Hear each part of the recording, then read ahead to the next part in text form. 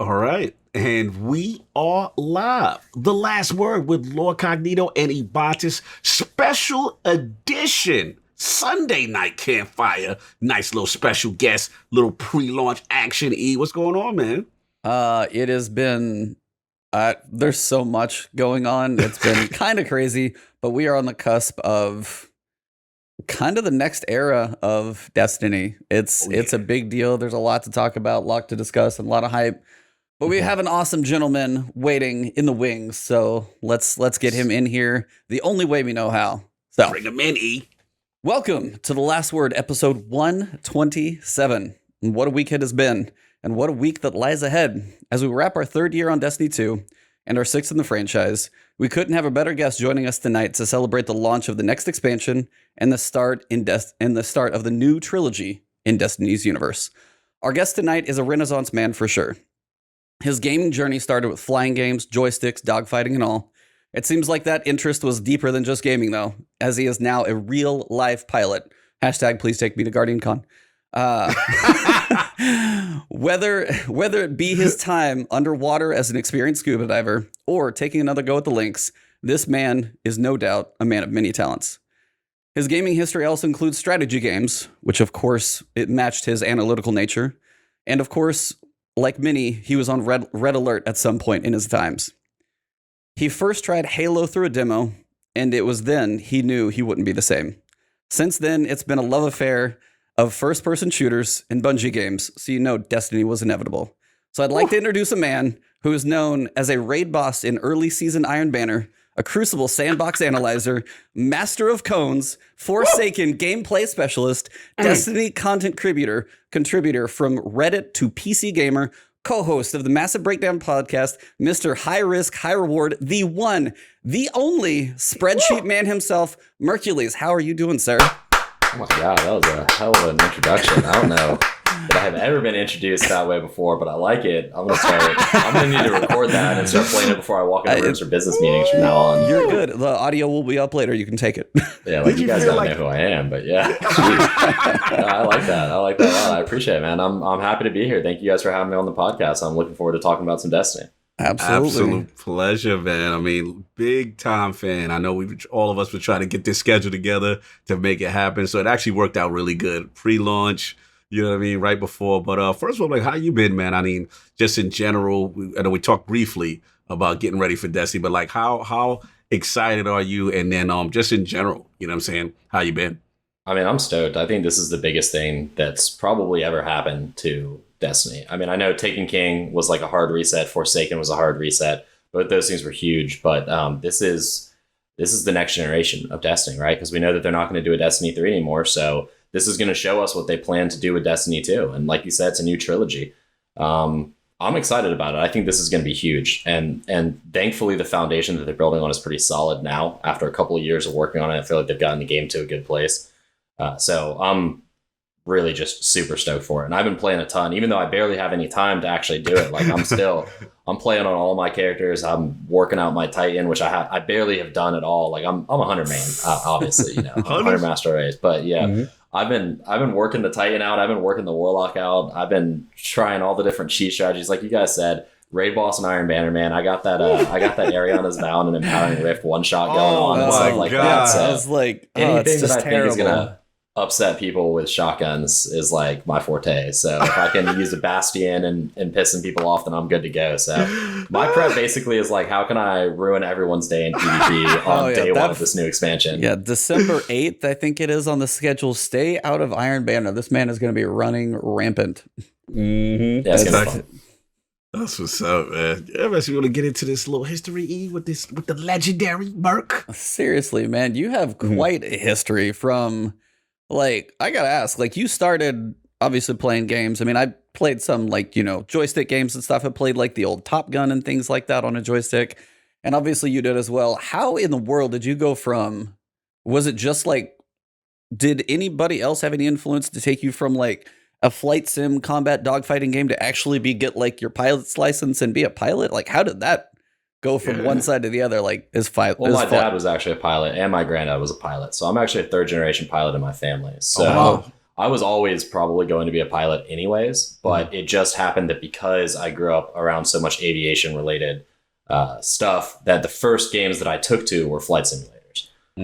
My dad's actually the one who bought me my first game, which was a flight simulator. It's called Dawn of Aces. It's like a very, very old game that, like, I mean, if you guys ever look up the graphics, it's crazy like how old that game looks now. But like, that was my first game, and he bought me a joystick and he bought me the game because I was, single digit ages, obviously couldn't fly an airplane for myself. So then, as soon as I had the money to basically afford it, because unfortunately flying is quite expensive, but as soon as I was in college and I was working, I saved up a little bit of money and I could afford it, then I got my POTS license. So nice. That's pretty awesome, man. I mean, being as you said, you coming from that like whole generation, the family of pilots and stuff like that, like, it just, to me, is like, I always think as a kid it would be daunting, like at that young early, but it almost seems like you kind of were indoctrinated in that culture as far as just flying games and things of that nature. Yeah, it was normal to me, right? Like flying wasn't something to be scared of or something that was intimidating. It was something that my granddad did and my dad did, and obviously they had a bunch of friends who were also pilots. So to me, it was never something that I looked at and I was like, oh, that's crazy that people do that. To me, it was just something very normal. It was like driving a car to work. Like, oh, on the weekends you go and you fly your airplane. Right? Like, that was just what it was. So I'm fortunate to have been, lucky enough to be raised in something like that where it was normal and it wasn't anything crazier out there.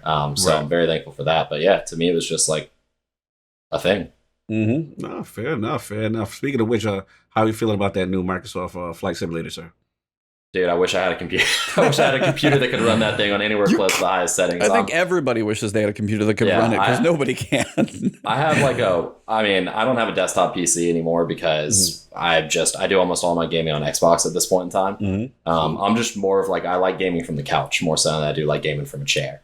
So I do all my gaming on Xbox. I got rid of my last desktop that I've had, and all I've had since then are like, they're relatively high powered laptops because I have to do design work for my actual job.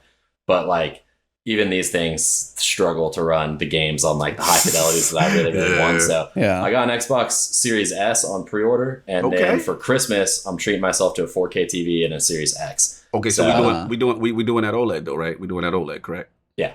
All right, my man. I'm gonna get the nicest thing. I mean, I'm moving all of my TVs. Like, I have a TV in a guest bedroom, I have a TV in an office, and I have a TV in the living room, and I'm like shifting them all up.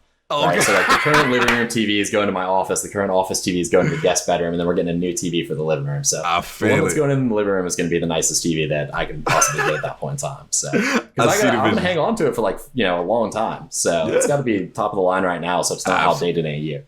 Absolutely, man. Get that 4K 120, that variable refresh rate. You're going to be good to go, man. You'll be rocking and rolling on that series. Field of view slider on Xbox now? Oh, my God. Oh, can't wait. December 8th can't come soon enough. There's so many people that are just console gamers that truly don't know what's coming. I'm have waiting, no idea. I'm waiting for people's like reactions, like just completely dumbfounded. The field of view, the 60 frames per second. Bro. Destiny is a gorgeous game on PC. And like so many people are about to experience it. And you got 4K OLED, you're like 65-inch couch. You're like, you may as well just strap in for the roller coaster ride. It's so crazy. I mean, I knew because I was all Xbox, but then when I went out and actually worked at Bungie, everything there was PC. Right. So like, I went from playing on the Xbox to playing on PC. And like, of course, they have monster rigs out there. Oh, yeah. Play it as much as they need. And I was just like, oh no, like, this is going to be so hard to go back to my Xbox. It's like, I can't afford what it basically amounts to a $2,000 like desktop that's pre-built by the specialists they have out there, and like, it was like, oh god, man, this is gonna be hard. And sure enough, it was. It's hard to go back to 30 FPS, which sometimes drops lower than that on Xbox when you're in like a raid or something, and that super limited field of view that makes you feel like you're like moving through molasses basically. But, I know it's molasses, facts. Yeah, dude, no, it's hard though. I mean, I realized how much you could take advantage of having a wider field of view. Like, you can see it on Xbox. Like, players lose track in PvP of other players so easily because you're just so narrowed in. Your cone's so small that like, you sidestep or do something and you can like see the player like looking all over the place, like trying to find the person. That's why hunters, especially as a hunter on console, you're like terrifying for most people, I would say, is because like, you jump up once and they're like, where is, and you're dead. And it's, you're dead. Yeah, it's trouble. So I refuse to use stompies. Like, I just flat out won't, because I mean, this is a personal drawback of mine, but like, I despise meta with just like a burning passion. Like, I refuse to use anything that is meta. Won't use Blade Dancer, won't use Spectral Blades, won't use stompies, won't use shotguns, won't use hand cannons. Like, I don't like it, man. Like, I feel you. To me, part of the challenge of gaming is like challenging yourself. And all those things just give you such a huge leg up and such a huge advantage over other stuff that I don't feel like it's as challenging. But granted, that's the type of player I am. I'm not playing the same way. Charles trying to go flawless every single weekend. Like I'm playing 6v6 because I think that's actually where Destiny's Sandbox is at its best. When it's a little bit chaotic and it's a little bit imbalanced. And to me, like using, Not Forgotten and a shotgun and Stompies on a Blade Dancer is just stacking the deck so far in my favor that I don't feel like it's fun to play that way. So I'm using the stuff that counters all that stuff, basically. I'm using an Invis Night Stalker and a Bastion. And you and Bastion is, oof. Yeah.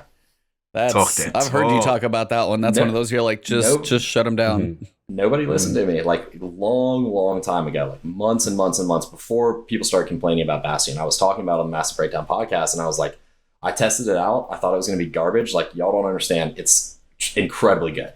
You got to start using it. Like, you can shut down supers. You can crush shotgunners. Like, I legitimately think it's one of the strongest guns in the game, and nobody's playing with it. And then months later, now everybody talks about how much they hate Bastion because...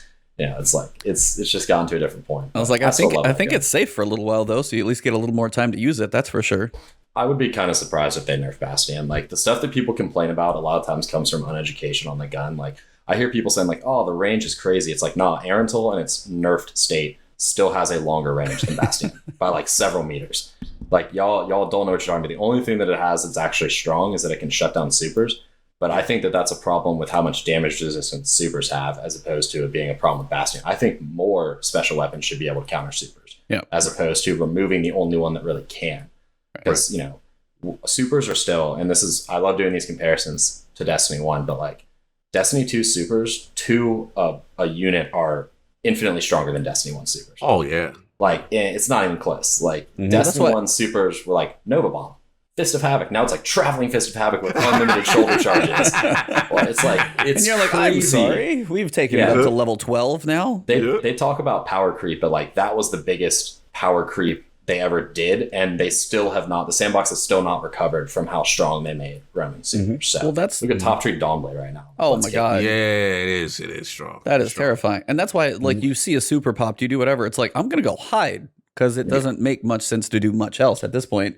If you're an amazing sniper or you run Bastion like this man, you got a shot. But for Bastion, you still would have to like bait him around a corner, have it charged up, and then catch him right and make sure they don't throw a fire sword in your face, basically. It's not really a real shot. Like your only chance is pretty much team shot them and hope that they're just terrible at their super, which almost none of them are because it's so easy to be good. Or, hope that you're great with the sniper, but they have so much mobility that even that's really hard. I mean, that's the one thing I still don't like about Destiny's Sandbox is that the supers are so wildly overpowered right now. And it's actually Josh Hamrick who no longer works at Bungie, but he worked there when I was working there. We had a lot of conversations about this, but one of the things that he said is like, if you have a win button, right? Like the win button needs to be super, super limited. So that was the problem that people had in Halo Reach with Armor Lock was like it was a win button. And it was an easy to use win button and had a lot of uptime and a lot of utility and it lasted for a long time. That's why people didn't like it. That's why Fist of Havoc in D1 was a one and done, and that was it. Right. Because it's a win button, but like you have to be pretty close to him, and you just get one shot, and like that's it. Same thing with Nova Bomb. The problem is you've got a bunch of supers that are win buttons that last for 30 seconds and can go all the way across the map and back, and they're tanky and they're fast. So, and a lot of them like regen health on kill. So it's like it's a win button that's a win button that lasts 7 times. And, that's a good point. And the problem is for the player who is using that, like sure, it's a ton of fun. But for every player they kill, it's not very much fun because you feel like there's nothing you can do. You feel like you're helpless. So you end up making one player feel like a god at the expense of potentially making 6 players on the other team feel like they're garbage. Right. And that's an uneven balance, basically. So, well, and the other issue is you take something like that where some of these supers, the people who like pair the right exotic with it have the right stats so they get it up more frequently and work with like even a medium-sized team where they start sharing supers and orbs. It gets to be a vicious cycle to where you're saying is like, it's already a win button. Now you have a win button that just cycles between 3 or 4 people, even more when they start popping it. That's where, especially as we're going to have a lot of new people coming into Beyond Light, for example, new lights getting the new experience. They're going to be like, oh, what's this? Holy hell, what is Crucible? Like, that's not even the fair ball game when they jump in and face somebody like who knows what they're doing with a super and an exotic that they don't have yet. And they're like, the same guy killed me 3 times with a super. Like, that happens. And you're like, that shouldn't happen. I know, That absolutely. happens to me, and I'm a good player. Like, it's going to happen to new players, and unfortunately, it's probably going to turn them off of it. But, Right. you know, there were decisions that were made about the sandbox and what they wanted to be strong in the sandbox, and they felt that supers were one of the really enjoyable parts of the game, like one of the really fun parts of the game, really unique part of the game. So they went all in on making them really strong, but I think it comes at the overall detriment of the sandbox. No, you're making some good points. I want to double back, though, on something you said earlier in reference to the meta and in reference to kind of picking non-meta weapons or counters to meta stuff. And it really resonates with me because I'm the same way. Like, it's almost like everybody's doing that. Like, I just can't do that. Like, you know what I'm saying? Like, it's too easy to just fall in that box. Now, yeah, granted, if I get pissed off and nothing's going on, maybe I might, resort once in a while, but you feel dirty doing it. Like, I'm doing what these guys are doing. But yeah, it's like, one thing about Destiny that I really feel is like, there's so many hidden gems that people think are not effective. It's just that they're not being utilized. And then when you actually utilize them and you strategize, like what you were saying with Bastion and other weapons, you realize like, yo, these are still powerful. These are still effective. You know what I'm saying? And I know everyone gets caught up with time to kill, and we get it.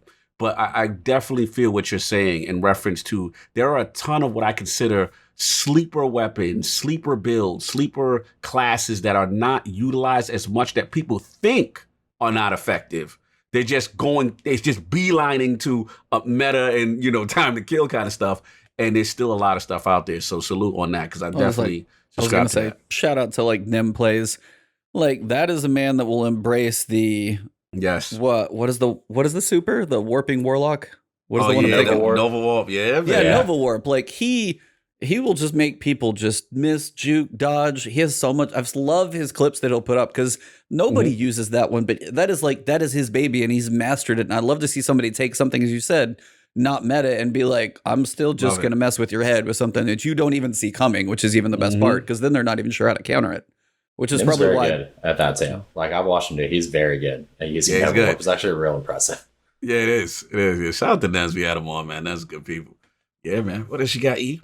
I mean, for you, I just wanted to ask you, kind of blew past it a little bit, but dude, you got to work at Bungie. Woo! Yeah. It was humble flex. It was cool. Like, I was gonna say, there's probably some stuff you can't say, but it was for Forsaken, correct?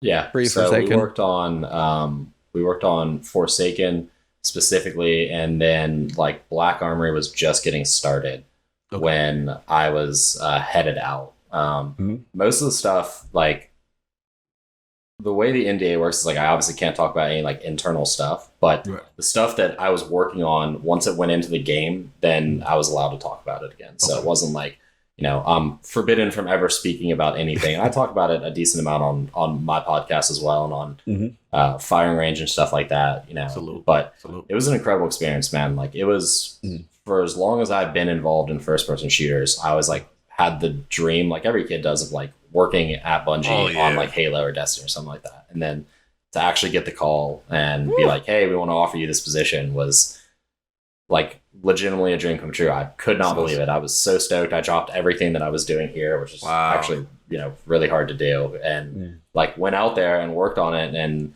it was every bit as amazing as you think it'd be. Like, all the people out there are super passionate about the game and they really, really love it. And there's a ton of people who play the game super hardcore at the studio, and like we got together in a group and just played Destiny all the time. And dude, like, that's awesome. I had some awesome, like, these discussions that we have where like I argue about the meta and I argue about all stuff. Like, I was doing that at Bungie with the people who were designing the meta. Like, the feedback that I was giving was like being directly worked on, and like the next day and the next build, like we would see the results of some of the stuff that we said. Like, some of the stuff they didn't listen to me. Like, I told them One-Eyed Mask was going to be super broken.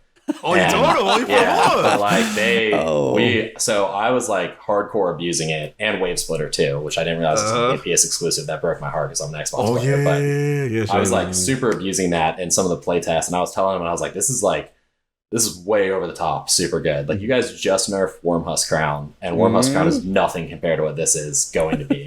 And they were like, well, a lot of the other playtests don't seem to have the same opinion. Like, some people think it's too hard to activate it. They don't see it activated enough. It's like, well, yeah, if you're like a sub 1.0 KD player, like, you're not going to see it activate. If you're terrible. Kills, but like, I'm getting 40 kills a game, which means I have all 100% uptime on this. Like, I constantly have an overshield and tracking and bonus damage. Like, I'm spending my entire game with an overshield and tracking those things. Like, this is awesome. And they were like, okay, well, we'll see how it goes. And then, sure enough, it was. And same thing with Wave Splitter, too. I was like, I can melt people with Wave Splitter. Like, Wave Splitter is awesome. And they're like, oh, well, we'll see. So some of the stuff, but other stuff, too. Like, we had a ton of good discussions just about the way the game should feel and about certain, weapons and playlists. I mean, I probably played the Forsaken campaign, I legitimately believe, from start to finish like 24 times while I was out there. Like, we played it super under-leveled solo, super over-leveled solo, at light level solo, at light levels a 3-man, under levels a 3-man, over light levels a 3-man, like, so we could get this huge like swath of like, how does it feel? And I told him like flat out, the most fun I ever had playing PvE solo in Destiny was playing that 30 light levels under, that entire campaign, 30 light levels under, and locked 30 light levels under the whole way. Because it felt like every one of those adventures where you killed one of the barons felt like a mini raid boss.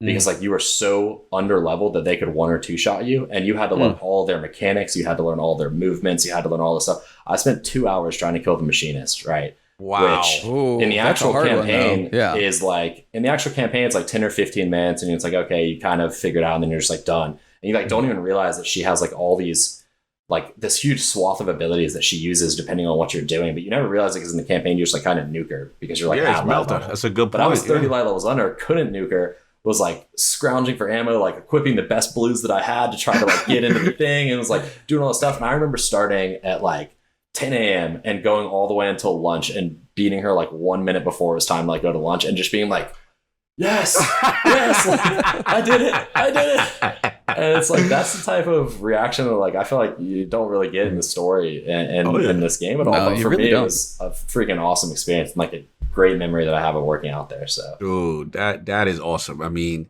first of all, salute, because like you said, like, dream come true kind of position. You know what I mean? Like, and to be able to stop what you're doing, head out there, kind of chase your dream, so to speak, and also to be selected, right? How good does that feel, right?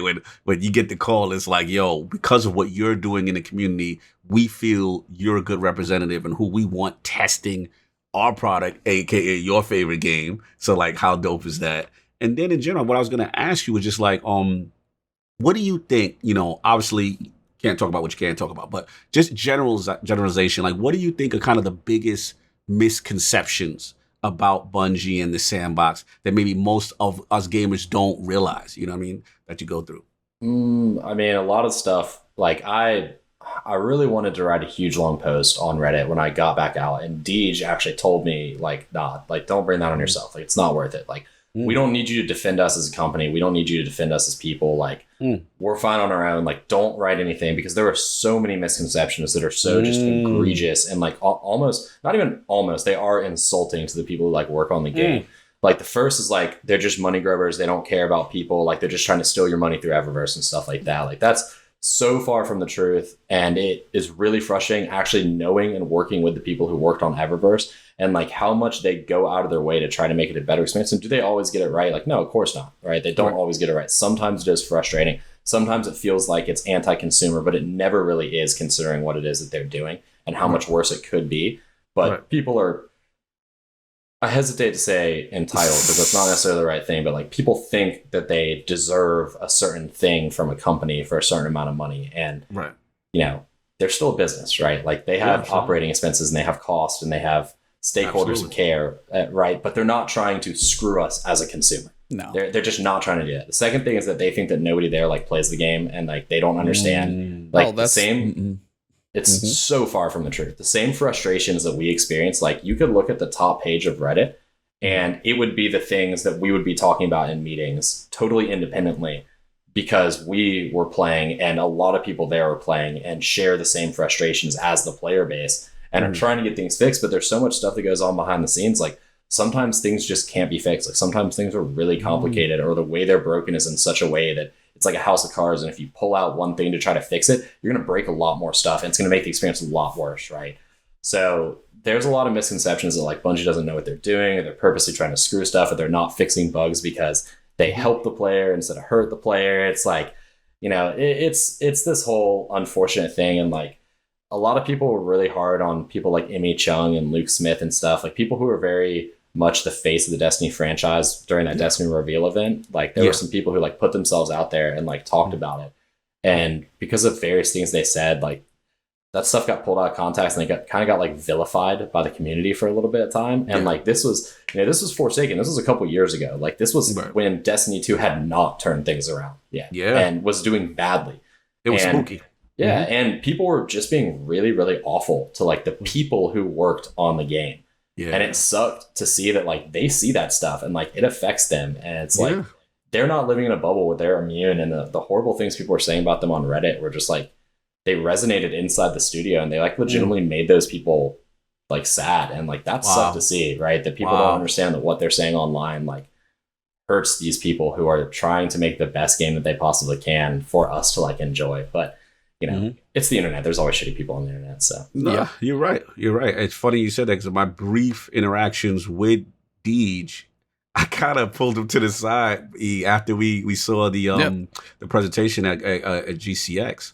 And I was just like, man, I know we could be tough and ridiculous sometimes. I know us. And he's like, no, man, our job is to serve the customer.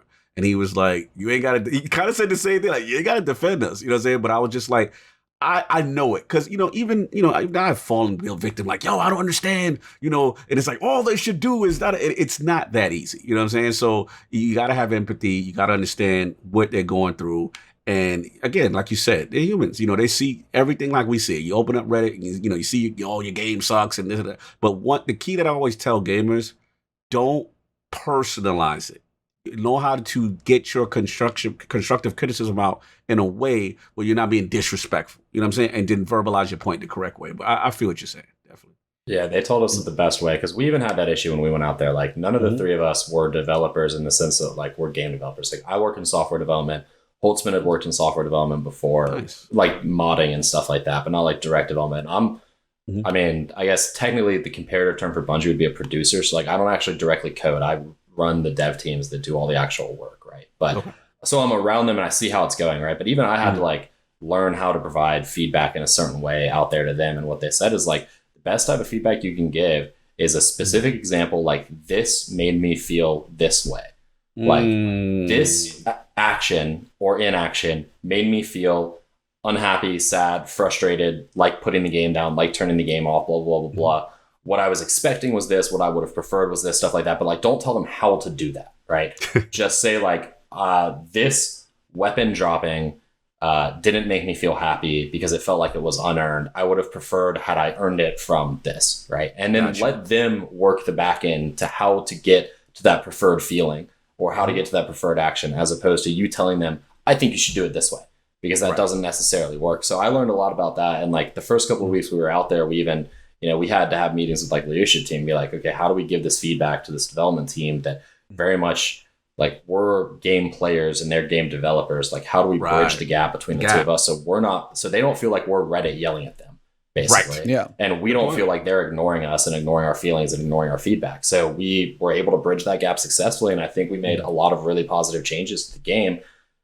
By we, I mean the entire team working on Forsaken, not us, because all we did was just give feedback. But the team that was working on Forsaken made some incredible changes and some incredible refinements, like even up into like the 11th hour, like, you know, because what happens is the thing goes to cert. And so they stop working on it, you know, X amount of days before it goes live, but then they're working on the day one patch. Right. And like they're immediately doing that. Like there was no break. There was no stopping. It was just like, we already know these things are going to be a problem. We're going to get it out for the day one patch. It was really incredible to see.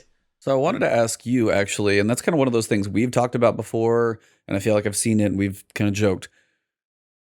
Destiny is a very specific game because we've talked about this, like the unique way weapons feel. And it's the feeling you get from the weapons that you use. And Destiny kind of gives people attachment to them. They get a hold of them. Sunset makes them like question like what's going on. But on the other side, we also have like the idea that Bungie is so data driven. And I was just kind of curious if you almost got to see both sides of that, because you literally said it yourself. You're like, how does this make you feel? So it's like some of that you can't quantify. But on the other side, like we know they have their data. They change like a auto rifle percentage by like 0.01 damage and stuff like that. I was just kind of curious how you, if you can even explain, and you may not be able to, but just how it felt to be like, how the feel versus like the data and how they kind of made both of those work. No, the amount of data they have on the back end that they collect is actually insane. It was the most impressive thing that I'd like ever seen. What they can collect from players, right? Like, Wow. you get a hint of it when you look at websites that scrape the API, like Destiny Tracker and stuff like that, where you can see like, average kill distance and crit percentage, right? But the way they are able to combine all of that to make like a profile for player types, and then the way they can break it down by the weapons they use, the subclasses they use, like everything, it's so incredible. What I would say is that I feel like a lot of the decisions they make are, I feel this way, let's look at the data and see if the data backs up that statement, right? Like, Gotcha. I feel like this gun is overpowered and overused. Let's go look at the data and see if the data backs up the fact that it does kill faster and that it's getting a disproportionate amount of kills, right? So I think the way they use the data is very, very safe and very smart. I don't think that necessarily that a lot of their, at least sandbox wise, I didn't feel like a lot of the decisions they made sandbox wise were data driven first. It was, this is what I feel, we should go look at the data and see if this is the case or if it's just an isolated incident, right? I wish personally that I had access to all their data, because like there are a lot of things that people complain about that I would love to be able to point to the data and be like, nope, you're like flat out wrong. Like you, and the reason why I can say that stuff is because I look at as many of the numbers as I can before I draw a lot of my conclusions, right? Like I will complain about the fact that like, oh, like during the Lunas Hal thing, like, oh, I feel like I'm being killed by Lunas Hal a lot. Well, Lunas Hal was making up like 67% of primary kills, despite the fact that it was owned by like, you know, less than a third of the population, right? So it's like something is clearly actually incorrect about this. Like this is not a healthy place for it to be. But then you have people who are complaining about Bastion, to use the example we've already been on, and they're like, oh, Bastion is overpowered because it has ridiculous range. Well, no, it doesn't. And if you actually looked at the numbers, you would know that it doesn't have ridiculous range, right? Or Bastion is way too used. It's super highly used, the highest level. It's like, no, it's not. Bastion accounts for literally like less than 1% of all special weapon kills. And it's like, it's really not, right? Like you guys have to look at the numbers. What you are doing is you're going on Twitter and Reddit and complaining about something that because it's based on your feel, right? But you're not taking the second step, which Bungie does, which is say, okay, you think Bastion's overpowered. Well, let's look at the data. The data doesn't share that same opinion. Now, that doesn't necessarily mean that like you can't touch something, because sometimes like feel, like, you know, like Arbalest right now, right? I personally think that Arbalest is way too strong, right? That's a feeling. The numbers and the usage numbers don't necessarily support that at this exact point in time. However, due to the nerf to low zoom sniper rifles, I think they're going to start supporting that more and beyond life. And so like you could preemptively make a decision that the data doesn't necessarily support. But, you know, and some of the time I would do that, like, you know, just because Arbalest is going to be a whole other thing. Maybe I'll be wrong. Maybe it won't. Honestly, honestly, Arbalest is one of those ones that we never got to see much of it. The main time we did is when Komodo was there, and you saw everybody was like, I have to find a way to get Komodo. I don't get this that often. There's a special. The times that I got shot, but also some of the shots that I hit with that gun should never have happened. I should have hit the Jaguar sign on your wall, not even been near your head. And then I turned around, I'm like, I'll take the kill because I know I'm going for the quest, but I was like, I'm pretty sure that was just trash. If I would roll back the footage and I would just be like, yeah, no. And that's one of those, I think you even, the aim assist on that. What'd you say? Because I think I listened to it recently. How high is the aim assist on that? It's not even necessarily that the aim assist stat is high. It's that they went into the back end and they monkeyed with the actual aim assist like value itself. So like numerically, it has a very high aim assist stat, but it's that the zoom is super, super low. And the actual aim assist cone for linear fusion rifles got buffed, right? Yeah. So I don't know how many, I assume there's some overlap between your listeners and like Firing Range's listeners, but there's actually a cone around the reticle that is basically the bullet magnetism distance that is like, so your reticle's right in the center, but you know, you can be aiming here next to my head and still hit me because it's within the aim assist cone. Yep. So they actually took the aim assist cone for linear fusion rifles and like blew it out, right? And then what happens is when you zoom in on something, that cone compresses based on a factor of the zoom. So the higher your zoom, the more that cone compresses and it gets brought down to a very small amount, right? Because otherwise you'd have super high zoom weapons with these huge aim assist cones. They would be like, you know, you literally wouldn't even be able to see the person's head because you're zoomed in so far and you get a headshot, right? And so obviously they can't do that. So the problem with Arbalest is that the zoom is really, really low. It's like slightly higher than scout rifle zoom. So you have a weapon that kills like a sniper rifle with a huge aim assist cone and like scout rifle zoom. And it's going to end up being just like No Land Beyond. The same thing happened to No Land Beyond where nobody was using it and then other stuff got nerfed. And all of a sudden people started using it and they realized like, oh wait, this is really easy to use. And it's going to be the same thing with Arbalest. I think you're onto something because remember like when we like you said with Komodo, right? Like Yeah, it felt really. yeah. I remember I was like, okay, what I'm gonna use? I'm like, all right, let me dust off Arbalest. And I'm like, yo, this is really good. Like it was super easy to get this, like those kills. But continue, I'll cut you off. No, I mean that's pretty much what it is. Like people are going to start using it, and they're going to be like, oh man, like this is like people didn't use it because we got gifted Revoker, and then we got gifted Beloved, like these super low zoom snipers. Revoker had a crazy amount of aim assist because again low zoom. So people started using Revoker, and they were like, well, this doesn't have a charge time. Well, the charge time for Arbalest is less than half a second. So. Yeah, when you start hearing that thing fall around a map and you're on like Convergence or something like that, you're like, it's going to be a long match. and you can't counter it because the way flinch works, you can't counter it with a primary at least. You can counter it if you're a good sniper, you can counter it. And that's why Arbalest isn't used a tremendous amount right now because there's a lot of people using Revoker. Well, Revokers are hard counter to Arbalest. But Revoker is going to be Sunset. And low zoom snipers are going to get nerfed. So, the next thing you're going to have is, I guess, Eye of Soul is going to be probably the next best sniper rifle, or maybe Twilight Oath. I was going to say, if Cool Guy has anything to say about it, you got Borealis. Yeah, Borealis is really good too. Cool Guy and I have talked about that, but I mean, he's correct that it is an aggressive sniper rifle with the stats of a rapid fire sniper rifle, which high aim assist, big mag size, it's a great sniper. But it's an exotic, and the exotic perk is relatively useless. So, yeah, I agree. No, just if you got anything, I got a question. Go. Yeah, you're good. No, I want to shout Mark out because how I actually came across you. I mean, this is like, I'm just getting into Destiny D1. I'm messing around.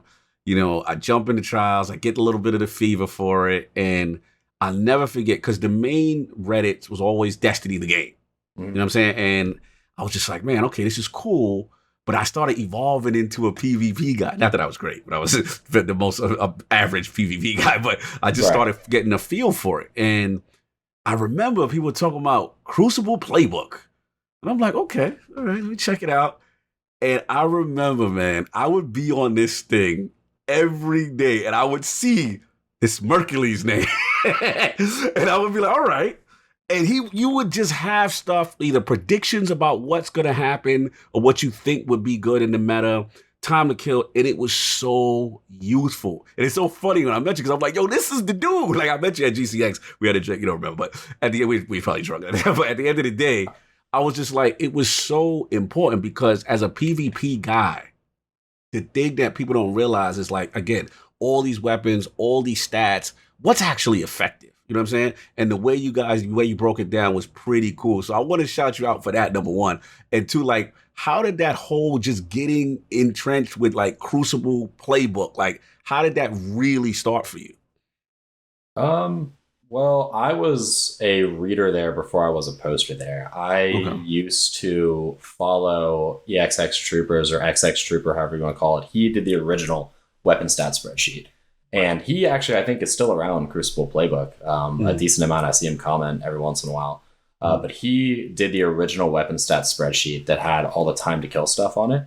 But I guess he got busy in real life or something, and it stopped getting updated as regularly. And I was like, every new patch that would come out, I would like wait for the updates and be like, okay, because like my thing in V1 was like, I want to find the primary weapon that kills the fastest. I don't care what it is. And like, I'm going to use it because I'll figure out how to like make that work into my game. Right. So I would like wait for like the updates. And then what eventually happened is it got slower and slower to update. And it also kind of got bloated, and which mine is getting bloated right now too. So I'm actually going to have to go through and I'm going to cut it down before Beyond Light comes out. But, which is tomorrow. Beyond Light comes out, Tuesday, but basically I have tomorrow to now fix the spreadsheet. So, tomorrow's gonna be a busy day for me. But I just started thinking like, well, I'd probably be faster for me to just do this myself instead of like waiting for him to do it at this point in time. Because it got to the point where it's like, I don't even know if he's gonna come back and do this anymore. And I didn't want to start with his spreadsheet because at that point it's almost harder to like manage someone else's work than it is to just build your own. So I just built my own. And I posted it, and then a bunch of people came back and were like, hey, it'd be nice if you started doing this. And then people would come to me and they would ask me like, hey, I see on your spreadsheet that it has this, like, what are the recommended perks for this gun that has this TTK? And then I would like write up a post and send it to them. And then I started doing it for myself, and I would like basically look at a gun and like make notes and be like, okay, I don't want to have to go to Planet Destiny DB every single time I want to find it. So I'm going to make a little note for myself that's like, this is the gun, here its stats, and here's the recommended roll. So that whenever I got a weapon to drop, I could just look at like my list and be like, okay, here's the recommended rolls for it. Then I was like, why am I writing this for myself and not sharing it with anyone? So then I just started posting it, and it originally was just the roll guide. It didn't have like any, it had like stats and the recommended rolls, and that was it. And then people were asking so many questions about why do you recommend these rolls? And I started putting the little blurbs underneath them. I was about to join the blurbs. I was about the blurbs, son. Continue. I need the info. Then it got to the point where it's like, now it takes me a ton of time and effort to like write those things up. And so it's like, now I don't do them nearly as much because I just don't have the time anymore. But that was pretty much how it happened. I mean, it was just, I was making something for myself because I wanted to use it. And then it didn't make sense to just like not share it with everyone. And then the same thing with the roll guides. Like I was doing that for myself because I wanted to use them. And again, it just made sense to share with everyone. So the massive breakdown, like handle that tag just literally became, because the very first one of those I wrote was something like 40,000 words long, like this ridiculous, like huge thing. And I literally, like, the title was Massive Breakdown because I wanted people to understand, like, what you're about to get, like a wall of text in the face. And so I put Massive Breakdown in the title, and then someone in the comments, you know, was like, hey, but thanks for the warning or something like that. And so I was like, all right, I'll just start putting that on everything else. Here's my dissertation on a gun. And they're like, okay, here we go. Yeah. I mean, I tracked it when I applied at Bungie. So I got someone reached out to me and said, hey, you should apply for this job. We think it'd be good for you.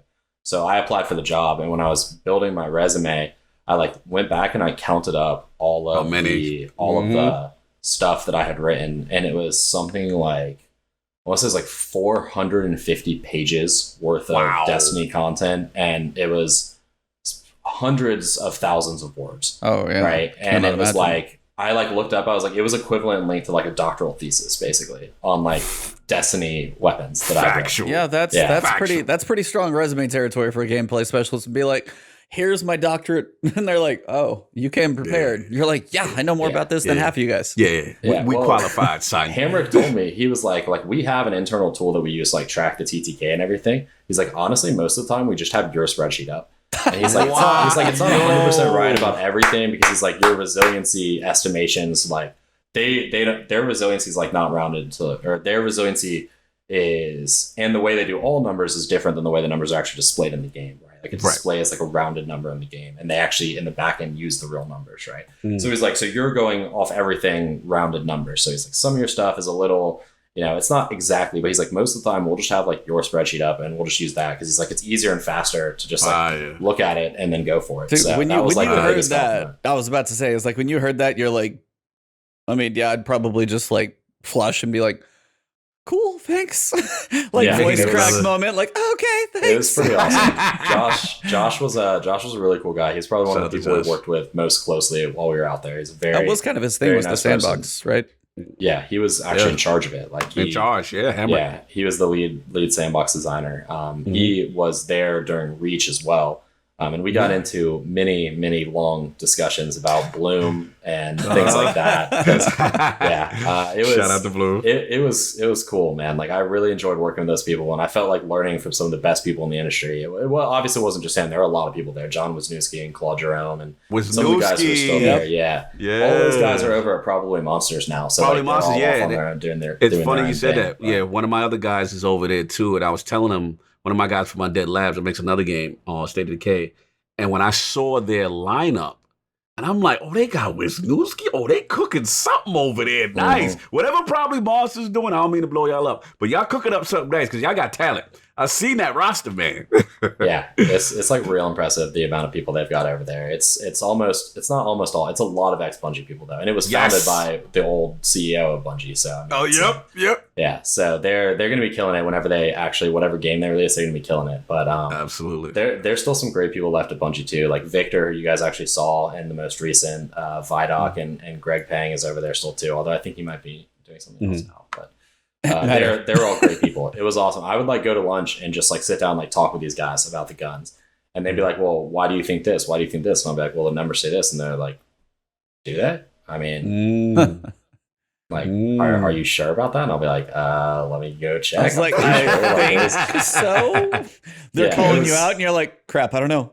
Yeah, it was fun, man. Like, I really enjoyed that. Like, That's dope. I got so deep into the numbers and stuff out there. Like, I was sitting at the office testing stuff in private matches, like finding shots to kill and like finding range drop offs and like all this stuff. And it was a freaking blast. Those guys are all geniuses. I have a lot of respect for how well they build the sandbox, considering how many moving parts there are.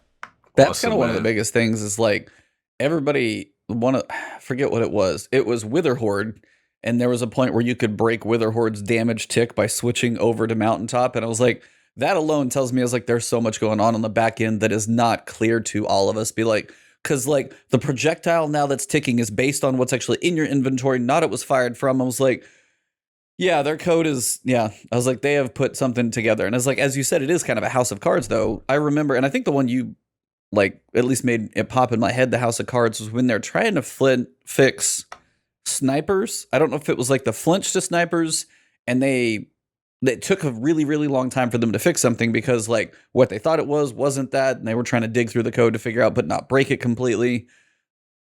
Now, like from what you got to see and just the respect for you have for them, is like it's on a different level from what all of us who already like the game anyway. It's like you got to see, behind the scenes and just like, yeah, they're scientists to a whole different level. Yeah, and they're working on one of the most complicated, things ever. Like they've built a world, and they built all the rules in the world, and they've built everything that we can do. And like, it's just the amount of people working on something like it blows my mind that we even get games. Like there's no reason on earth that we should be getting games as complicated, as complex as Destiny, and having them work so smoothly when we do, and that we can enjoy playing them. It's just like, you look at the level of complexity and how much it changed from even like Halo 3, which is still like a relatively complex game comparatively. But then you look at how much different Destiny is, and it's like God. They just bit off a whole. Oh yeah. Yeah. They just bit off so much more, and it's amazing that it works as well as it does. It doesn't get enough credit, and I'll say it again and again, because at the end of the day, let's just look at exotic weapons on their own, and how, like something, for example, like Ruinous Effigy, that drops this ball, then you can create this thing, and look at Witherhorde and all these sandbox morphing and changing things, and all these systems that kind of overlap and now have to play nice with each other with other weapons. You know what I'm saying? Like, it's really complex, and they don't get enough credit, man. And the creativity, right? The creativity of some of these things, like it is truly amazing, man. I gotta salute the team for that. Like, it is. To me, there's just no. That's why I'm so addicted to it. Like, there's no game like it. And then you match that with this amazing gunplay, and this great cooperative experience, and then you have Destiny. We're still here, 6 years. Yeah, rocking out. Seemingly, every game that comes out, they're like, "Oh, this is going to be the one thing that competes with Destiny." And it's just Destiny like, killer. Yeah. There's just like a floor littered with the dead bodies of Anthem and Avengers, and right now it's Warframe, it's Destiny, it's Borderlands, and I don't know if there's room in this ecosystem for anything else, because between those three games, you pretty much have every base covered. So good luck to anyone out there who's trying to build it. But. Well, and I think that's why some games are finally trying to not do the live service, because you look at Godfall, it has a start and a finish. It may have an end game, but there's a point where you're going to hit an end. Outriders, that look like it's coming up, is going to be more of a story game, but there's going to be loot and stuff involved. And I think people are like, the amount of effort, as you said, it takes to do a live service game on top of anything else you're going to do, but the continual support, people are seeing like, yeah, we just got to do a game. We can't keep supporting forever. And I think that's one thing. Destiny's the only one at this point, is they're so vested in it already. 6 years in, they've learned a lot. They've got the systems, they've got the plan to it. Everything else is, I think, tried and failed, as you said. And that's why I'm seeing like games that are like, yeah, this is not a live service. Yeah, this is not a live service. And people are like, Destiny, you can have it. Yeah. I mean, if I were to build a game, I wouldn't build a live service. I think the risk is incredibly high, and the reward, even if you do it incredibly well, is still the ecosystem is just it's like I hate to say it, but it's like trying to build it was like trying to build an arena shooter at the height of Halo, right? Yes. Or at the height of Call of Duty, or trying to build a battle royale at the height of Fortnite. Like, a couple people are able to do it, and like Apex Legends was able to do it, and right. But it's you're wading into the ring with these big dogs that are like ready, that have, you know, huge populations built in, that it's hard to pull them away. Those people aren't necessarily looking for something else, right? So yeah, I would not envy any group that tries to decide that they want to go toe to toe with Destiny. And people got to understand, it's also the timing of when these things are released in conjunction with, you know, people forget, like, Destiny almost didn't exist. Like, the trials and tribulations that these games go through to get to where they go. So it's like Destiny lucked out. Remember how many things are scrapped. I mean, we're at the point now Destiny's at that point now where we're getting a lot of what the original vision and things that were intended to be in Destiny during their like scrounge phase in D1, when they were just kind of pasting things together story wise and just getting the things out. They've had so many. If you read Jason Schreier's book, The Blood, Sweat, and Pixels, in reference to the origins of Destiny. I mean, this game, like, it almost didn't come out like so many times, and so many shifts and so many metamorphoses. It's just, it's amazing that Destiny is here in the format it is. So again, you look at that, and then you look at other looter shooters, and I think what it is like what Merc said, is they look at the success of Destiny now, and everybody wants to copy it.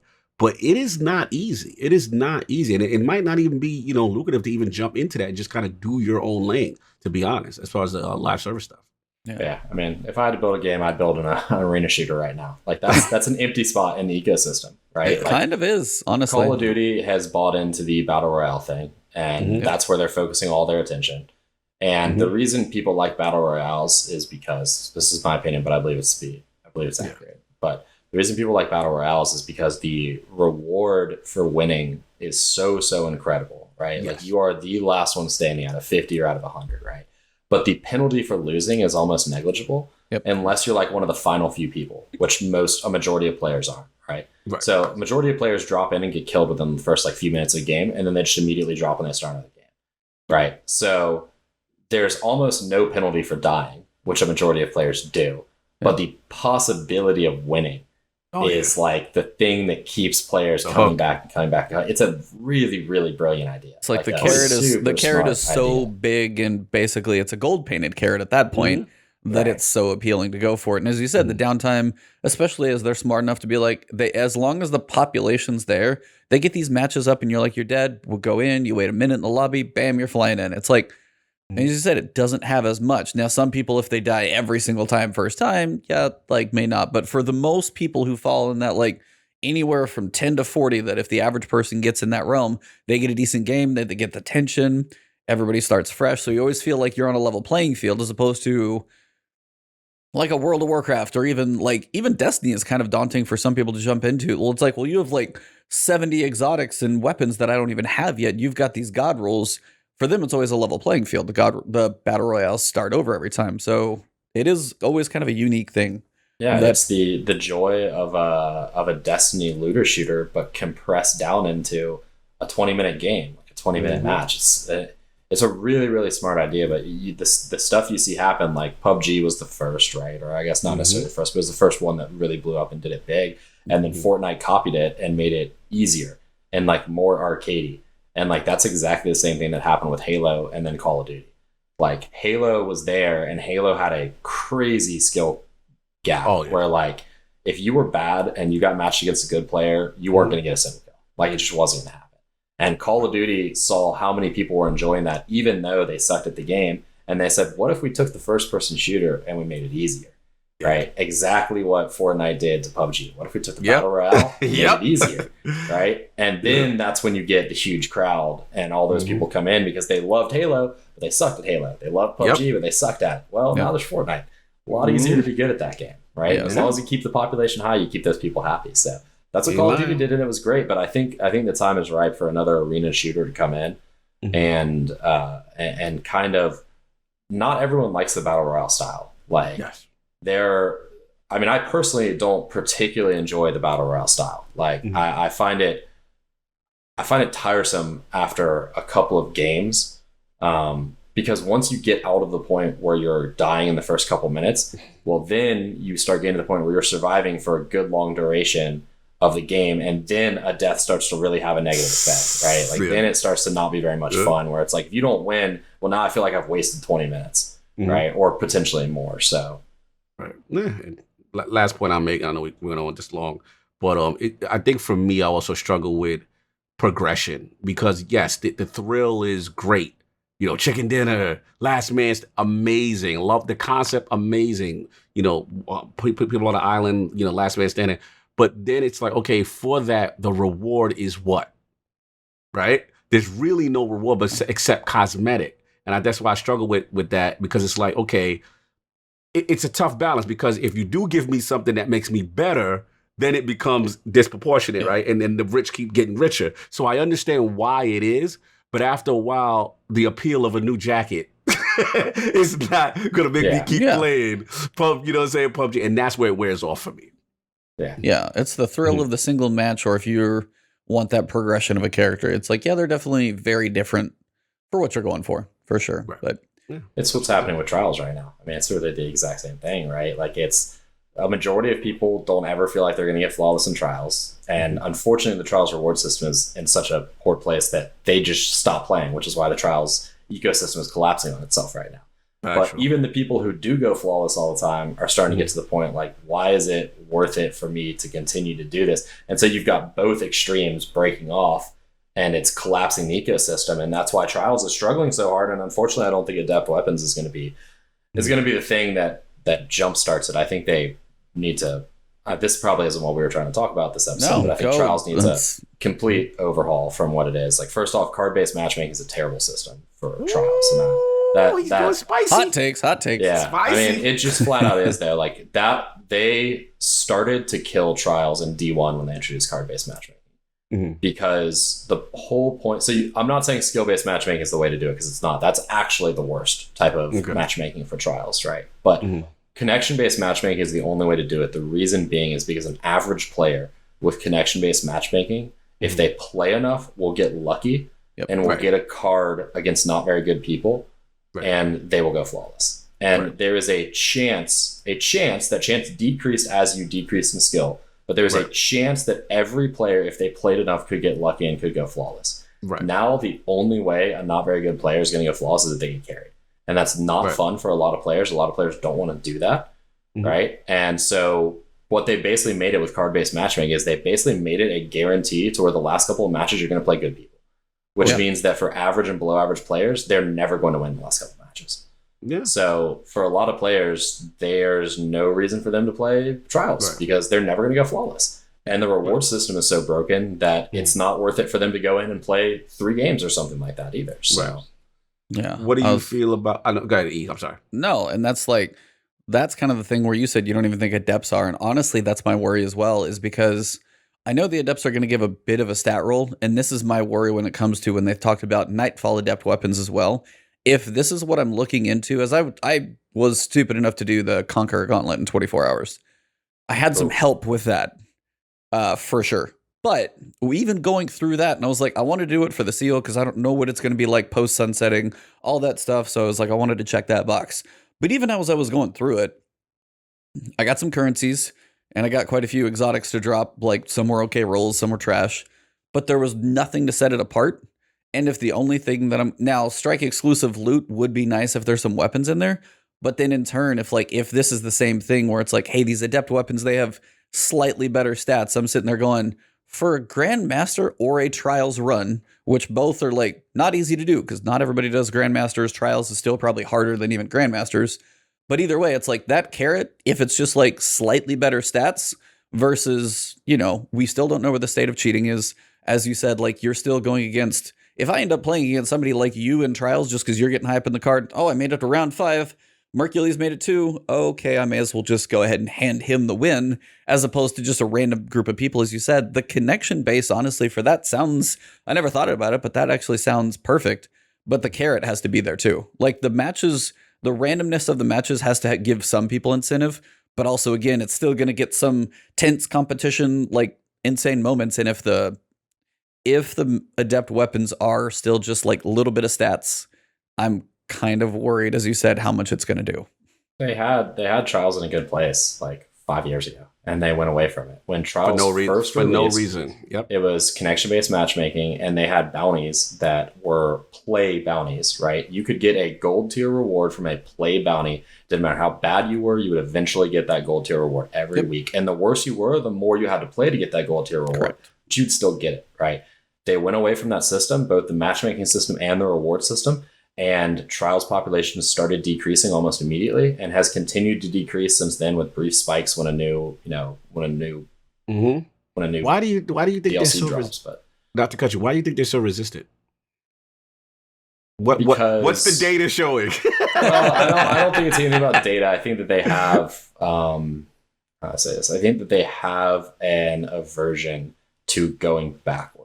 I think they will try every avenue of something new first before they will go back to something old. I think they are very, very much as a company in favor of what they consider innovation. And I think that it takes a lot for them to turn around and say, no, this isn't working. We need to go back to a way that worked in the past. I saw that when with Forsaken, I'm sure. Yeah, when I went there for the community summit, which was before Forsaken, that was a big one. Right. That was before. It was spooky back then. That must have been a spicy summit. Continue. Yeah, and basically the thing that we had was like we were flat out telling them like you need to go back to random rolls. You need to go back to a primary special heavy system. Like what you are doing now isn't working. Preach. And it was a contentious community summit because we were flat out telling them your innovation was wrong. The game is less enjoyable. Go back to this old system. And to their credit, they did. But we had a lot of discussions about, well, what if we did this? What if we did this? What if we did this? And what it came down to in the end, and they did find a better system, right? It's a mix and match. It's a better system. Right. Yeah. But what it came down to was we said, it doesn't matter what you do, but what we had before needs to be a part of it. So they were able to innovate. And to their credit, the weapon system we have now, the perk system we have now, they're better than what we had in D1. Yeah, absolutely. I would agree with that. And they're trying to do something similar with Trials, right? But Merc, this is the thing that kills me. And it's just like, we would have to agree that was the pinnacle of the mode, right? So this particular, I get where you're going. You're just explaining how they're thinking. I'm not coming at you. But it's just like, I get with the whole mindset of innovation. But the thing that drives me crazy is this is you at your height. This is when your player base is engaged. You're making money. People are streaming. I don't get that. That's the part that really I struggle with. And I get about innovating because I'll never forget when they made the announcement. And they're like, yeah, we're going to do it. We're not going to bring Trials back. And people were like, well, why don't you just make it how it, we don't feel, they made a statement. I forgot exactly, it rubbed me the wrong, you know what statement I'm talking about. It rubbed me the wrong way. It was kind of like, well, we're not going to go back to that. We're like, why? Like that's exactly you at your best, at the most fun of the game. And that was the only thing I struggle with them. You know what I'm saying? But now that you're explaining it, at least you're helping me understand why they do the thing they do, which is like, oh, we need to innovate and we're not going to take something exactly the way it was and bring it back the way, it's just, well, I mean, Trials, man, that's my I was going to say, you and I, Cognito, literally when Trials got launched and the requirements to get into Trials, we called it that night. We were sitting there like, hey, and now you're like, okay, how are you going to combat cheaters? You're like, I don't honestly care if I have to get like 1,000 kills in Crucible and do like a 10-hour quest. Make it something you guys work towards, and that's your access card. So like people can't sit there and switch accounts and ban and cheat and stuff like that. Now there's some people who might, but then if you go through that long of a process, and again, the cheating is a big one. Maybe the physics host that they're changing to is going to help them, analyze gameplay and stuff on a little better. I know that's something they're working on with the new big download that we're going to get in like 2 days, which is crazy. But that's one of those things, like between the cheating and then the system we have now, it's really unfortunate where Trials is at, unfortunately. Yeah. PvP main, but it's what it is. Yeah, they want stuff to be like, this is the problem with PvP, and all games are running into it now, but like the PvP portion basically has to be free to play for like people to engage with it, for you to have the population that you need to support it. It basically has to be free to play.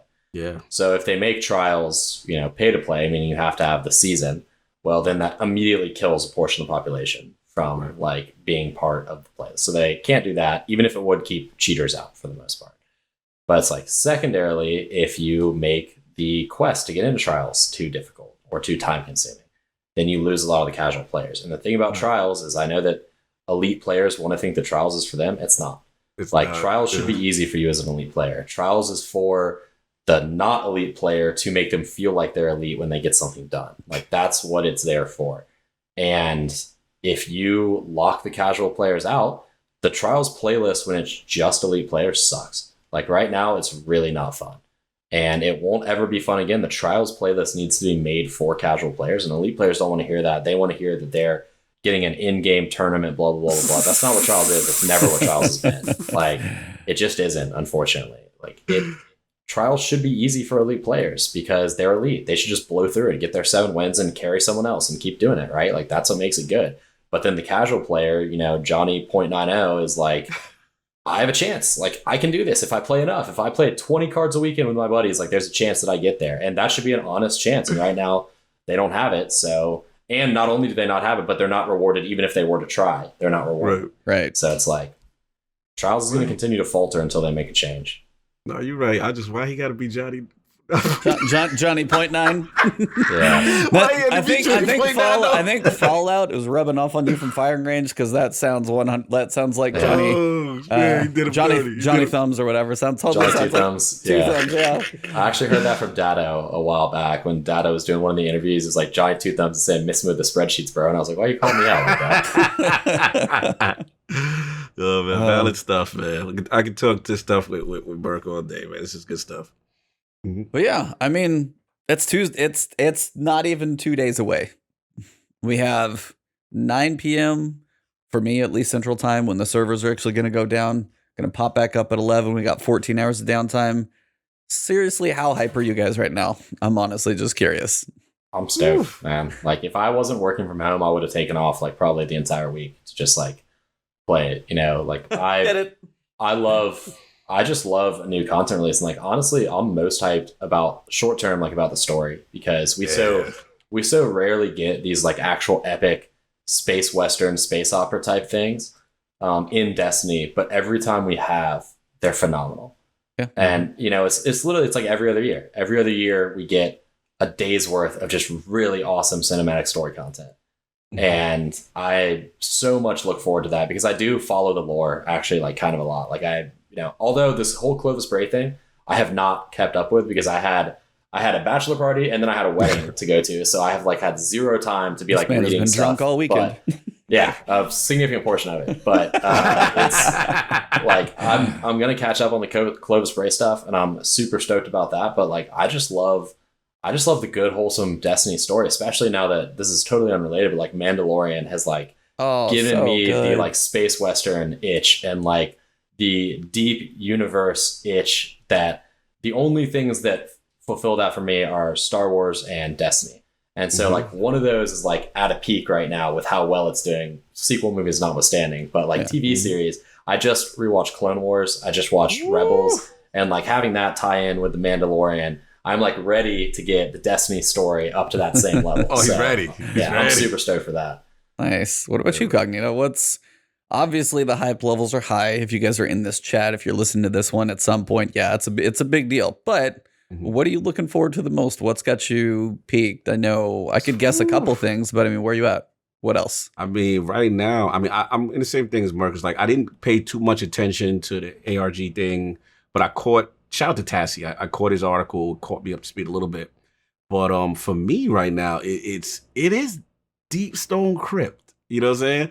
Because I'm in that zone like how what Forsaken was, where I know. Listen, the Aramis stuff and that looked great. I'm excited to see what's going to happen with I'm gonna hate because we all know it's like Aramis. You just say Aramis, and I'm like, she's gonna be like 6 campaign missions, and I'm just gonna be like, that was nice, and we're going on. Yeah. I'm like, anyway, you know sorry. what that is. Yeah, we know it's some boss territory. I know, but it's just, we see what it is. My main thing with that is the Unholy Trinity's involvement with their whole thing. You know what I'm saying? Yeah. But now, as this ARG information has come out, I'm not gonna lie, the Clovis Bray thing is exciting me because I saw that little trailer, and I always like when Destiny gets into like this like the technical robotic enemies and stuff like that. Like I really like Wrath of the Machine for that reason. Oh, I was gonna say, Like, yeah, Siva's your jam then. oh, aesthetically, I've always felt Wrath of the Machine, especially when you going inside the thing,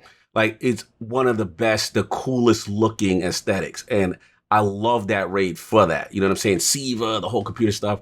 So for me, you know, this whole Clovis Bray, and he's just so maniacal. He's treating his family and then Dude, making them. he's something. Yeah, like, you know, and he was always a mystery to me. I didn't really pay too much attention to him, you know, but now we're linking the Exo Stranger, we're linking Anna, you know, all this coming together. And the idea that this could be a raid boss. Like there's some things in my mind, like how cool this could be. So I'm actually excited for the raid now. Now I'm like, yo, I can't wait to step in there. I want to know about the Exos. You know, I want to know about this whole consciousness, the wiping thing. Maybe we get a little Cade lore stuck in there in between. You know, we find a little, you know, that would be a cool little nugget, you know, about Cade's past life. But yeah, like the lore stuff is really exciting me. And obviously, you know, the Unholy Chill, what happens with them at the end of this campaign. Yeah. Like to me, the best parts of Destiny is obviously the start and then the end, because you want to know what's going to bridge into the next story. And I love that kind of stuff. So ultimately, that's it. To be honest, I should be more hyped about Stasis. And I was in the beginning, but I'm now like the lore and the story got me now. So now I'm in, man. That's where I'm at right now. What about you, man? For me, I was like, Dakota said one of them. Honestly, the fact that Xivu Arath was mentioned at all in the Levidoc related to this trilogy, and she's like one of the 3 proto-hive gods of all. I mean, we knocked out one, Savathun, we know is very much either the centerpiece of Witch Queen, and we're sitting here now getting a season that's tied into her sister. And I'm sitting there wondering, so we're going to have Corrupted Hive, we're going back to the Dreaming City, which is always gorgeous. The trailer in the Dreaming City looks like the big giant tower. Something is happening in that skybox, because you go in there now, that tower looks pretty calm, and there's a frame in the trailer. I was probably streaming it when somebody pointed it out, and I'm like, yep, those aren't the same. There's like some big like radiating energy out from it there. So I mean, the fact that we're starting now, which also gives a little credence to the fact that Aramis isn't going to be nearly as heavy of, you know, as they advertise her to be, sadly. But the fact that we're starting now with Xivu Arath, Savathun's placing the dominoes, and that's what they said. It's like, I cannot remember who it was. Justin Truman, I think. He's like, she's placing the dominoes, and then, you know, in the Witch Queen, we get to see what she does, like when she starts to kick them over or something like that. And just the fact that we're setting this stuff up, and Savathun's always been theoretically like this big. I mean, Oryx was huge, and as you said, every 2 years we get these big, giant, cool stories. Awesome, Forsaken, Taken King, and now Beyond Light, and we get one of those. Savathun seems like out of place in that timing, like every 2 years. Right. So, but Lightfall is that.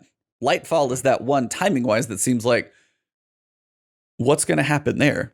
And that's where the timing of this, getting into Savathun, and I think knowing in my mind that something is past Savathun really has me intrigued. Honestly, is the fact that they've hopefully set something up awesome to see where that goes. Because Savathun being as big as and important she is with the loop of the Dreaming City and the Death Battery and all that stuff going on, and to know there's something beyond her, I think that's going to be a really cool journey to go through. And the fact that this is really the start of all of that, I'm excited.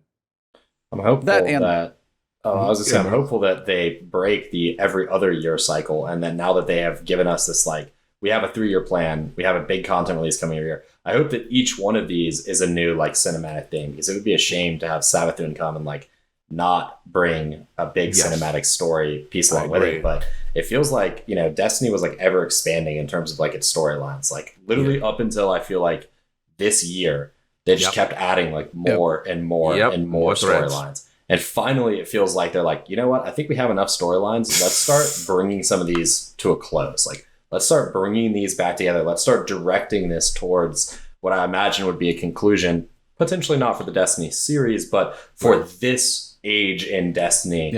Like, let's wrap this stuff up. Let's bring back the Exo Stranger. Let's bring back Eris. Let's bring all this stuff together and let's move forward instead of continuing to unravel more threads. I mean, that's huge.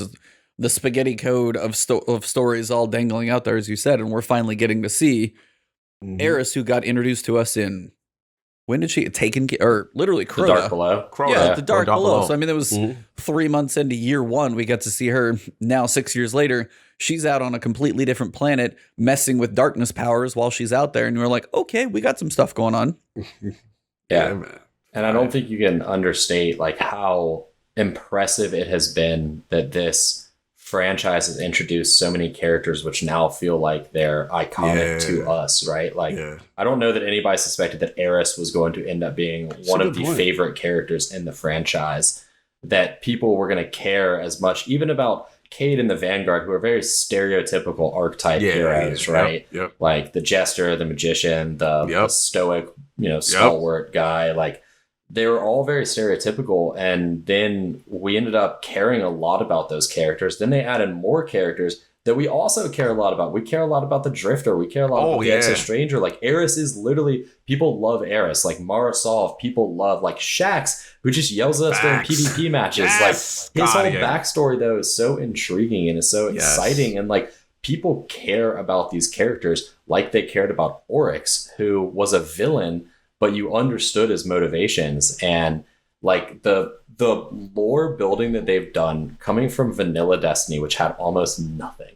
Like it was basically empty with the exception of the Grimoire. And then to get to the point we're at now where there's almost like story overload if you're willing to look for it.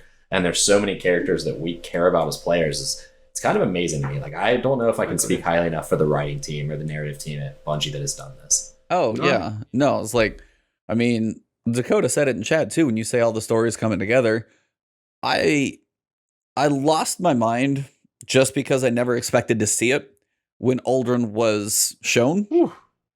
Like Dakota's literally saying she still gets a kick out of watching my reaction because I'm like, who is it? He's kicked over and he's coming out of the shadows, and I'm just like literally doing the arms in the air as Aldrin's coming out, and I was like, I've had the debate with myself. I was like, I lost it there. But if I was actually playing with my hands on, would it have been even cooler? And in my mind, yes, but I also know it's for marketing, so that's a debate I'll leave. But the fact that now we're getting, it's been 2 years since Forsaken and the Dreaming City, and we shot the guy, pulled pork. I think I said pork chop. Yeah. I said pork chop in my video, and I got crap for that, so it's pulled pork. Shout out to pork chop, though. Yeah. I was in the right, meat department, at least. Give me a lot. He's there. And then him and potentially everybody was always like, is he going to be the Hunter Vanguard? Could that even be feasible? And then what about Mara Sov and all these things? And it's just like, as you said, when you go deep into the story, there's a lot going on right now. And we all have our name for them. I call them like, the anti or the shadow vanguard, basically. You have the trifecta, but they're the opposite of anything basically good. You've got basically a crook, somebody who's basically traded her soul to like the darkness halfway.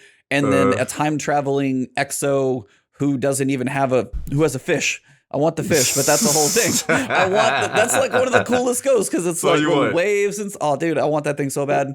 Hopefully we at least get a name for that, so I'm curious. But we have this now trio. They're all on Europa.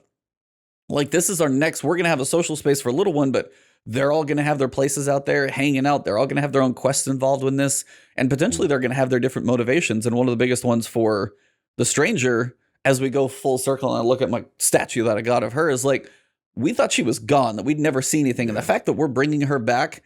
And the fact that we get to see her a little bit in action, fighting with Stasis, going cloaking, and she's just like, all of these three are, I will say the Drifter of the three in the trailer kind of got shafted in how he looks, because Eris is out there basically like spinning, doing the wall, and she's like rolling the ball on her arm, and then Stranger's jumping over, kicking, and like cloaking, and I swear the Drifter is about 3 seconds from dying every time you see him in all those places. So like, all right. He's getting saved by everyone else. Yeah, he's getting saved, and he's like, all right, thanks, ladies, needed that one. And I was like, I want to see where these three go, and I'm like, I'm very curious to see how all of this plays out. So I want to see it go. Though, just watch it, because I have never seen Eris move. She's a story person. She talks, and now she's like Hunter, like dodge stabbing, like doing she looked so cool. So like, no, there were the trailer. My hype when I was watching some of that stuff. Like, if those who watched it with me, I lost my mind a couple of times, which is always fun and exciting to do, to see characters that, as Mark said, like, we've known them for so long, and now we actually really get some good interaction with them. Now that we're invested, it's even better. I can't wait. I mean, that's what it's about. That's what it's about, seeing where these threads that they brought back, seeing how they now mix them up and seeing where this goes. You know what I'm saying? There's got to be some conclusions to some, I feel, because there's a lot. There's a lot. So some stuff got to happen. So get ready, man. I think Lance Reddick kind of was like, people are going to get blown away, you know, from when he was doing a lot of his voice acting and what's about to happen. And like I said, y'all know I'm the big Osiris fanboy, so I was just surprised, even though he got slapped to the floor with the life alert. I was surprised to see old man Osiris. Yeah, they get my man dirty, man. They did him dirty. It was tied funny his shoelaces together. Damn it! They did him dirty. You know what I'm saying? But it was at the expense of Aldrin. I'm about Aldrin. I was glad to see him, you know, come out there. But again, I was surprised. I wasn't expecting to see Osiris. I'll be honest. Like I was like, what is he? He's usually associated, you know, specifically with the VAG. So to see him associated with the the Hive, I always put your name, you know, Azure, whatever the chick name. Ziva Wrath. Yeah. There you go. To see him associated with Hive, and I'm just like, okay, this is again. Where is this going? Like so many threads. He's talking with Zavala. He's messing with the. What's happening? I can't wait. I mean, we have two sets of stories because you'll have Aldrin potentially with Osiris, who's now Osiris. By the way, there's the whole thing with Osiris and Zavala talking to Cabal. That's still don't know what the hell is happening there. But you have Aldrin and Spider. You have whatever's going on with the season. That's like a pretty solid set of characters. And then we have the main campaign. Like, that's more story than I feel like we've had in a long time. Long time. Like, Forsaken was good and continued into the Dreaming City, which was awesome. But I was like, I feel like this season is probably one of the, like, it seems like it's got a lot of potential if they, like, deliver on it. So it feels like the Avengers. There's so many people, so many things going on. It's Endgame, man. Assemble! Except we're a little early. Savathun's not here. Early. Don't assemble yet, but yeah. But like start getting closer, like start traveling in that direction, and then you'll assemble next year. Yeah, exactly. It's got to happen at some point. So, Love it, man. But yeah, I wanted to ask you guys too. Is like, I mean, we're getting a bunch of lore stuff, but the other thing we're getting is something we've literally not had since Destiny started. Arc, Solar, and Void for 6 years. Now we have a fourth. We have subclasses that are working in different ways. We have weapons and elemental shields and all of those things. I honestly wanted to kind of get your takes on. For one, you, Mark, especially, like, we've had some speculation of what the sandbox is going to be like. Honestly, curious what state you think the sandbox is going to be in. Let's get that exclusive. And then just anything from Stasis. But it's like, I want to start with you there just to see how you think the sandbox is going to fare with Stasis. I mean, I think I share the same concerns everybody does. We're basically having to trust that Bungie is not going to introduce mechanics that literally make the game not fun to play. Like, nobody likes being frozen in place in a high mobility PvP game, right? Like, just flat out not fun. Nobody likes being slowed down. Nobody likes being disoriented. Like, those are things that are not fun to play against, right? From the trailers, it made it look like those things would be common, but those trailers are designed to showcase the effects and the abilities and things like that. So, I mean, I share the same concerns as everyone else. I think that Bungie has enough experience to know better than to introduce aspects of the gameplay that are not like tremendously unfun to play against. But then I look at the supers in their current state and I think how tremendously unfun those are. But, you know, those you get 2 or 3 a game, right? Yeah. You know, you don't, it's not a melee. It's not necessarily a grenade that makes you feel that effect. So part of me wonders whether it'll be like the only way if you get frozen is if the attack would have killed you anyways, and then it freezes you, right? So it's like, well, if he had just punched you and it was a normal melee, you were going to die. Now you just get frozen instead of dying, right? So, you know, part of me wonders, or if there's like a secondary trigger, like you have to be slowed and then you can be frozen, or you have to be direct hit by the melee, like with a hunter's waiting throwing knife, where it's like, you know, so there are a lot of ways that it could be done. I think it's really, really interesting. I'm very much excited to play as the new hunter, because the ability to shift instead of dodging is, I think, going to be right up my alley. That's terrifying. It's terrifying. So that, combined with the fact that there's the aspect that allows you to slow down enemies when you shift near them, So it's like, I think that will be for me. So, yeah. You think you might take to that? Yeah, I think I might really enjoy using that. So, Okay. Does that play into your Bastion style though, or is that more of like a of course shotgun it feel does. for you? No, it will 100% because if I can shift and vanish and then immediately appear next to someone with my Bastion and have it charged, like I will very much enjoy that. Or if you could dodge the first shotgun shot or something like that, it will allow me to close distances a lot easier. Which you still have to do with Bastion to a certain extent. You have to do it more with a shotgun, but even with Bastion, like I use right now the dodge or the shade step on my Night Stalker with Bastion extremely effectively. So I feel like this is just going to be a much stronger version of that. Mercules, the raid boss of Iron Banner. Careful, everybody! Watch out! December 8th. Do not play. Where are you playing? So I know where not to be. It's Xbox. Okay, cool. I won't be there. Good. You're over there. Yeah. So you'll be safe. I'll see you December 8th, sir. You know what's funny? Actually, December 8th is when the next gen patch comes. I didn't know that those two actually fell on the same day. No, that's when I see him, December 8th. Yeah. That's when I'm so back I'll full have time. higher frames per second, and I'll have a field of view slider, and I'll get to pair that with my super highlight level, Bastion shifting hunter that slows you down when it shifts next to you. So it's gonna be fun. Jesus. So do you think with the I cannot remember the name of the hunter one? Is it It's the Revenant? I think No, that's the. is that the Warlock, or is that? I think thought that's Warlock was Shadebringer, and then Behemoth, and then Revenant. Behemoth and then Revenant, yeah. No, I was thinking of the exotic that lets you teleport. The mask. God, why can't Mask I remember of Baccharis. That's it. I had to look it up. So, and then the slowing dodge is subclass because it's a fragment. No, it's an aspect, right? So you're going to be able to. Do you think because it's based on a dodge? Do you think like you're going to basically be able to slow teleport if you put those together? I would think so. Well, I mean, we've never seen something that changes dodge this dramatically yet. Yeah. But I would think it would be a pretty big oversight if equipping an exotic then disabled an aspect that you had equipped. Yeah. Right? Like I would think that fundamentally from a UX experience, that would not make a ton of sense. So I would think that anything that triggers off of a dodge will still trigger off of shift. Yep, that's terrifying. Yeah, that's pretty scary. I mean, I'm just gonna go, "Hada!" but I'm still gonna take a Bastion. And you're gonna go through my overshield anyway, but I'm still gonna have an overshield on fly, hopefully.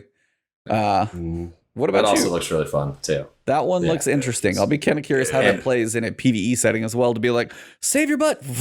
Now I can run and not be stuck behind this. That's the thing about the wall is like one little portion in front of you, but if anything gets around the backside, now I just have a shield and I can go find cover. Like the survivability of that one alone is going to be better than just about anything else, honestly. Well, I've been playing a lot of Well of Radiance Warlock right now and kind of getting used to that, right? Because you got the healing grenade. Yup. So people, I guess, don't really think about the fact that like that healing grenade gives you an overshield.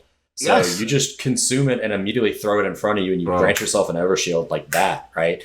And with the right build, you can have that up easily as fast as the Titan's class ability. So many times. Yeah, it's funny. It's funny you said that. I can just go into an engagement and get an overshield, and that basically guarantees me a win on that first engagement. Or mid engagement, I can duck behind cover, pop the overshield, come back out with an overshield. So yeah, it's huge. I mean, you be utilizing. I've been playing a ton. Now it's been double rewards week, so I've been playing a ton of PvE.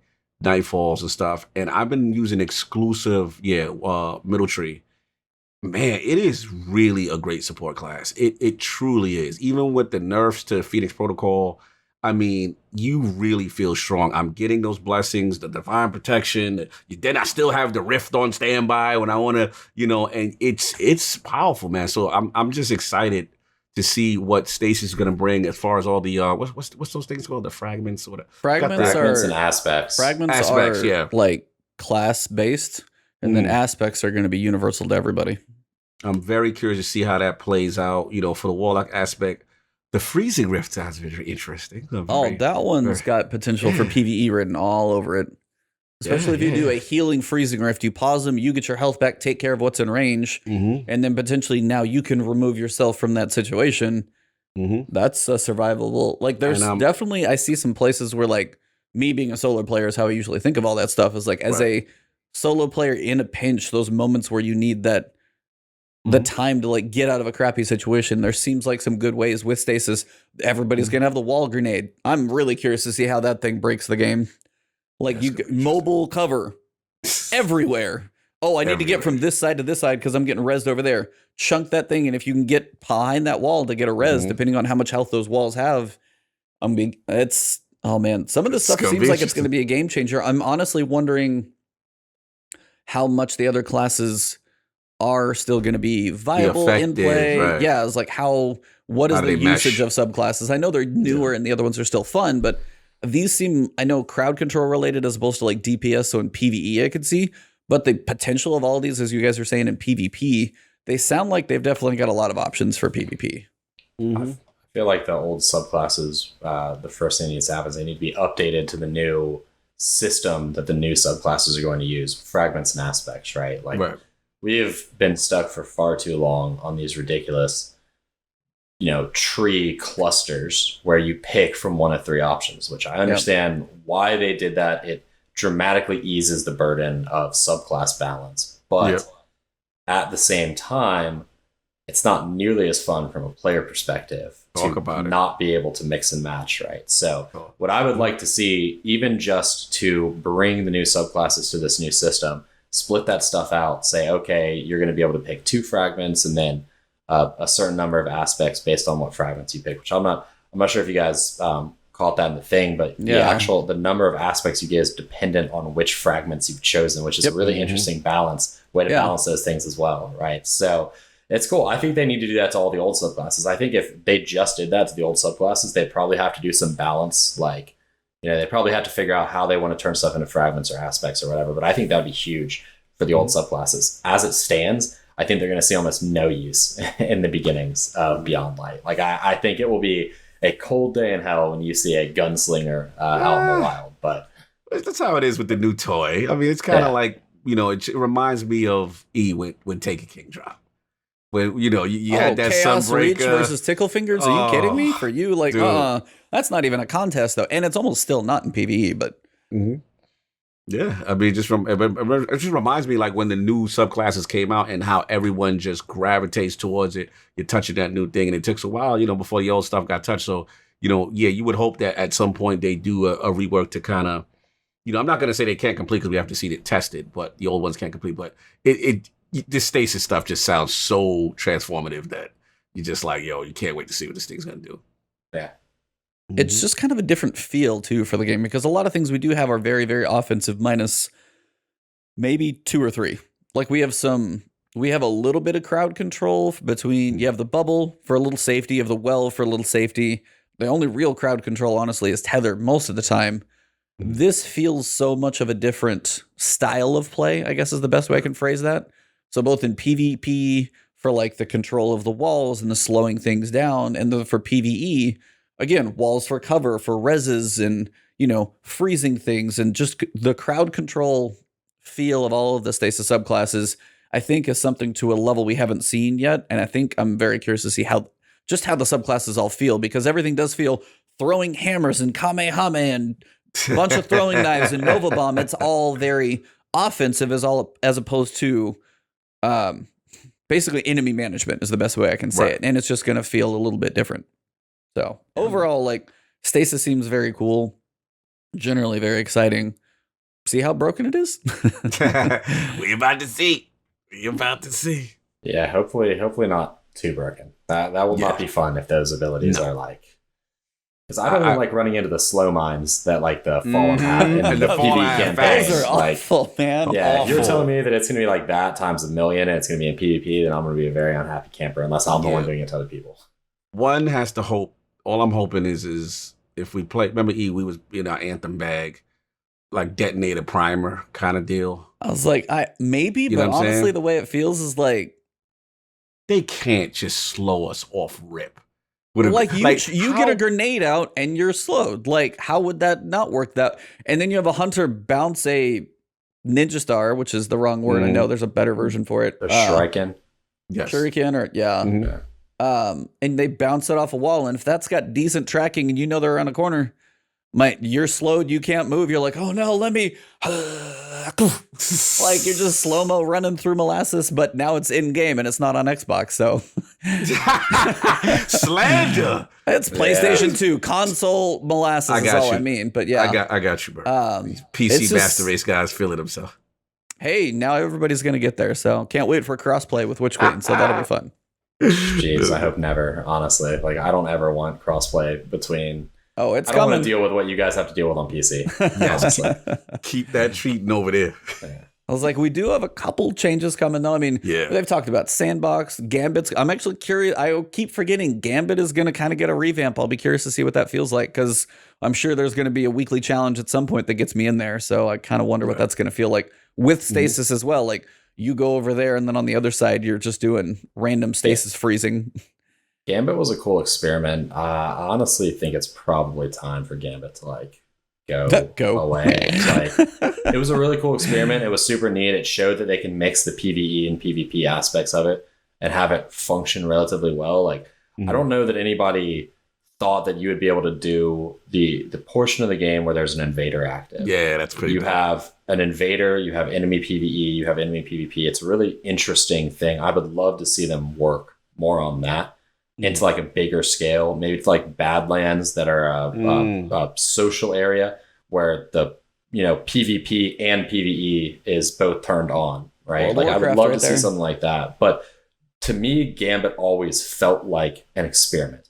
It didn't feel like it was necessarily a game mode that was meant to become. I know they said that they wanted it to, but it didn't feel to me like it was a game mode that was meant to become like the third arm of like Strikes, PvP, Gambit. Like to me, Strikes and PvP are forever.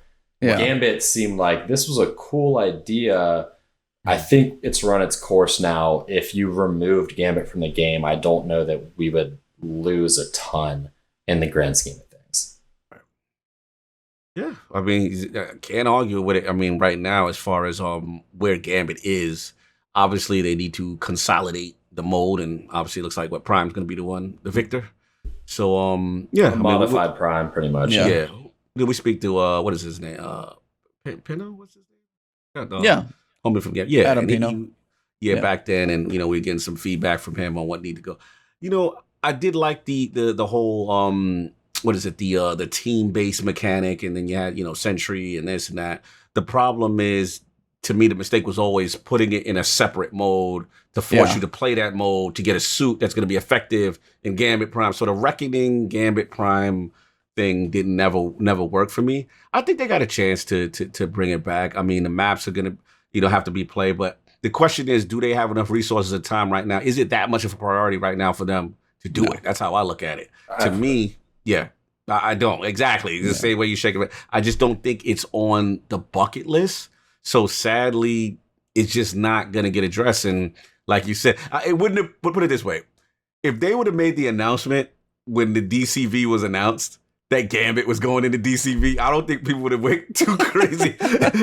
Been too sad about it. You know what I'm saying? Not that I want it to go away, but I'm just like, that's just where Gambit is right now. I know their hopes were higher, but they really got to make an investment to completely changing and adding some new mechanics to the mode or the suits or whatever to make us care. Because right now, I'm only in there if I'm forced to be or what have you. I'm not really messing around outside of Strikes and Crucible. My infamy is higher than I thought it was. Let's just say that. When I went to go be like, hey, what do I need to check out for the end of the game? I'm looking at Gamble and I'm like, wow, did not know I played that. I don't even know why I played that much this season. I think it's just been a long season and I've tripped through it occasionally, but no, I mean, Gambit is one of those. Here's a question for you guys. Quick answer. Which one's in a worse spot, Gambit or Trials?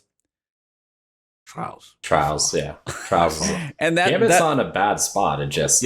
But that right there is as many people don't like Gambit, that tells you the level of what's up with Trials. That's how much work it needs. As important as that is to the Crucible pillar of the two, and then you have the step pillar in there in the middle. But I was the level at Trials is, that's just the question I had. But we have so there's going to be a lot changing, and there's going to be some massive patch notes at some point we get to read. We're going to get a kiosk for Lost Quest, which is cool. And we actually, as all players, get to go meet Shahan, Fast and Furious himself. I'm actually just kind of curious to explore the Cosmodrome on PC. Full field view, high fidelity, like all that stuff is going to be kind of beautiful, especially for like next gen consoles. You get to see it on your 4K OLED, and you're like, I get to see 4K Cosmodrome. Like, that's going to be kind of cool. So I'm kind of excited for that. But the one I wanted to ask you guys about is the Monument to Lost Lights Exotic Archive, which is a mouthful in itself, sitting in the middle of the vault. So they're going to be basically, Xur is going to have exotic ciphers as a quest that you can do kind of on a weekly basis. But the bigger question is the currency Spoils of Conquest, which you get by raiding, which we don't know how often you're going to be able to get them or how hard they're going to be able to get. But, you know, your raid exotics from previous raids, say Anarchies and Terabas and all that stuff, potentially going to be sitting right in there for purchase now. You ready to copy? I was curious what you thought about that. I mean, I'm happy for people who haven't gotten them so far. Like, I think that the raid system for exotics that they have right now is inadequate. I think it doesn't sufficiently motivate people. It's better now that they've given like the chance of getting it increases every time you do a completion, right? Yep. It should have been like that from the beginning. Yes. Personally, I know that as a player, I'm not a PvE centric player. Asking me to do one raid once is reasonable. Asking me to do it 2 to 3 times is less likely, but still possible. Asking me to do it more than 3 times is not happening. Like, almost 0% chance. So if you're telling me that, like, my favorite raids have been the one where it was like, you have a quest that culminates with you doing the raid once, and that grants you the raid exotic. And then if you want the ornament for it, that comes from beating it on hard mode or something like that, blah, blah, blah, blah. But to get the raid exotic yourself, it's a quest that you do the raid once. To me, that's honestly the best system for getting people in the door to do the raid. Yep. And then making a cosmetic something that's either a random chance or comes from beating it flawless or comes from beating it hard mode. I think that's a better system. So for me, the raids are going away anyways. I'm personally of the opinion, I don't necessarily agree with the Destiny content vault, although I understand why they're doing it. I personally am of the opinion that the more stuff there is in the game, the more chance you have of hooking someone who is a new player or a returning player, a lapsed player, something like that. So the fact that they will at least be able to get these exotics that maybe the first time they were playing, they didn't think they had a chance to get these exotics. And you never know, maybe Teraba is the gun that makes somebody fall in love with a game, right? Yeah, like that's the stuff that to me, like, I'm glad that they're doing it this way. Although I know some people will be like, I did this raid 100 times so I get this weapon, and now you can just get it with an exotic weapon. It's like, well, you know, sucks, bro. You shouldn't have played the raid 100 times. Like, it is what it is. Like, it is what it is. Like, yeah, you cold-hearted. You're cold, Burke. You're cold, brother. Everybody wants this stuff to be like exclusive, and like in my personal opinion, exclusive stuff is not good for the game unless it's ornamental. Ornamental exclusives are fine. I don't have any problem with that, but gameplay exclusives I don't think are good. I think locking away really cool weapons behind potentially 50 plus raid completions is crazy bad UX design in my opinion. But ooh, spicy take there. Cognito, do you have an opinion or yes, I do. counter argument? Which yes, I disagree there. I disagree there. No, but I understand Merc's point in reference to. He's like, I understand it. It's wrong, but I understand it. I understand it in reference to repetition. I do agree with him that there's those things, the raid protection should have been in place, right? Yeah. Where the more you run it, and shout out to Black Iron Man and Check, that's my guy, because I want to shout him out. Because the thing is, to me, my main issue is the damn catalyst. What's happening? Yeah, those are worse. But let's get back on track. Now, what this whole thing is, listen, I do like the idea of raid exotics, and I do like the idea of rarity. And I do like that stuff. You know, it just, to me, if the drop rates were improved so that you don't have to run it a zillion times, then I think it would be less of an issue. I just think the way they started out the gate and they just never really improved upon it. But I agree with the ornament stuff. I like that aspect. I like the aspect of having that. I think like Call of Duty does it, or, you know, you have this, either the amount of times you do it or the difficulty that you do it, and you get this exclusive skin. But I do like the idea of things tied to endgame activity, because at the end of the day, it's like, again, we just got to be careful. I always feel like we have to be careful. That I always use D2 Vanilla as the example. Like, you know, when we get into that thing of the casual kind of getting everything, you know what I'm saying? The incentive, I feel, wears off to even go back. And let's be real, Bungie wants you to play these activities. I know it may be considered artificial to keep getting you to run in there, but they want you to play this activity. And the last point I make is that, to me, it's a travesty that I know you're PvP, but I consider raids like pinnacle in-game content in gaming. Like a Destiny raid, when done right, is few things, in my opinion, from a cooperative experience that match it. And I just love things tied to it. The balance just comes from having them do it in a fair manner where, yeah, you're not running 1,000 times. And, you know what I'm saying? You're never going to get a terrible and you're never going to get a 1K. That's ridiculous. I completely agree. And the other problem, I think, to me, the more bigger problem, I think we talked about it, E, is the fact that it shouldn't just always tie down to the exotic. Like, how about making these legendaries better? How about making? Oh my god, you're stealing my point, but absolutely, yeah. Yeah, like give us more reasons to run it so that it's just not this singular item, and then it just won't seem so egregious. If we had those, like we said, numerous, last word podcast, weapons and armor that tie to mechanics of the raid, or just things that are really intrinsically unique, with perks that you can only find from the raid weapon, then it's like, okay, I'm in this. I could get a chance to get all these cool things and then run it consistently. That's where I'm at with it. Yeah, I mean, I'm probably split between both of you guys. The timing is key. Like, I mean, what is it? I know Destin Legary had to run for Anarchy like 60 some odd times. I saw somebody do a cross stitch with 100 plus. Awful. Like, so I was like, those are ridiculous, and that shouldn't be that way. No kidding. The idea of a quest, I like that as a way to get newer players, maybe not have a raid, but hey, this quest pops up. Okay, now you need to raid, and be like, where's that incentive? Well, you've got that quest log staring at you. Be like, maybe I do go look at LG. Maybe I try these raid things to go after that one thing that I am missing, and I know if I finish it, I'm going to get it. Now, the way they did kind of Leviathan was cool because they had Legend of Acreus.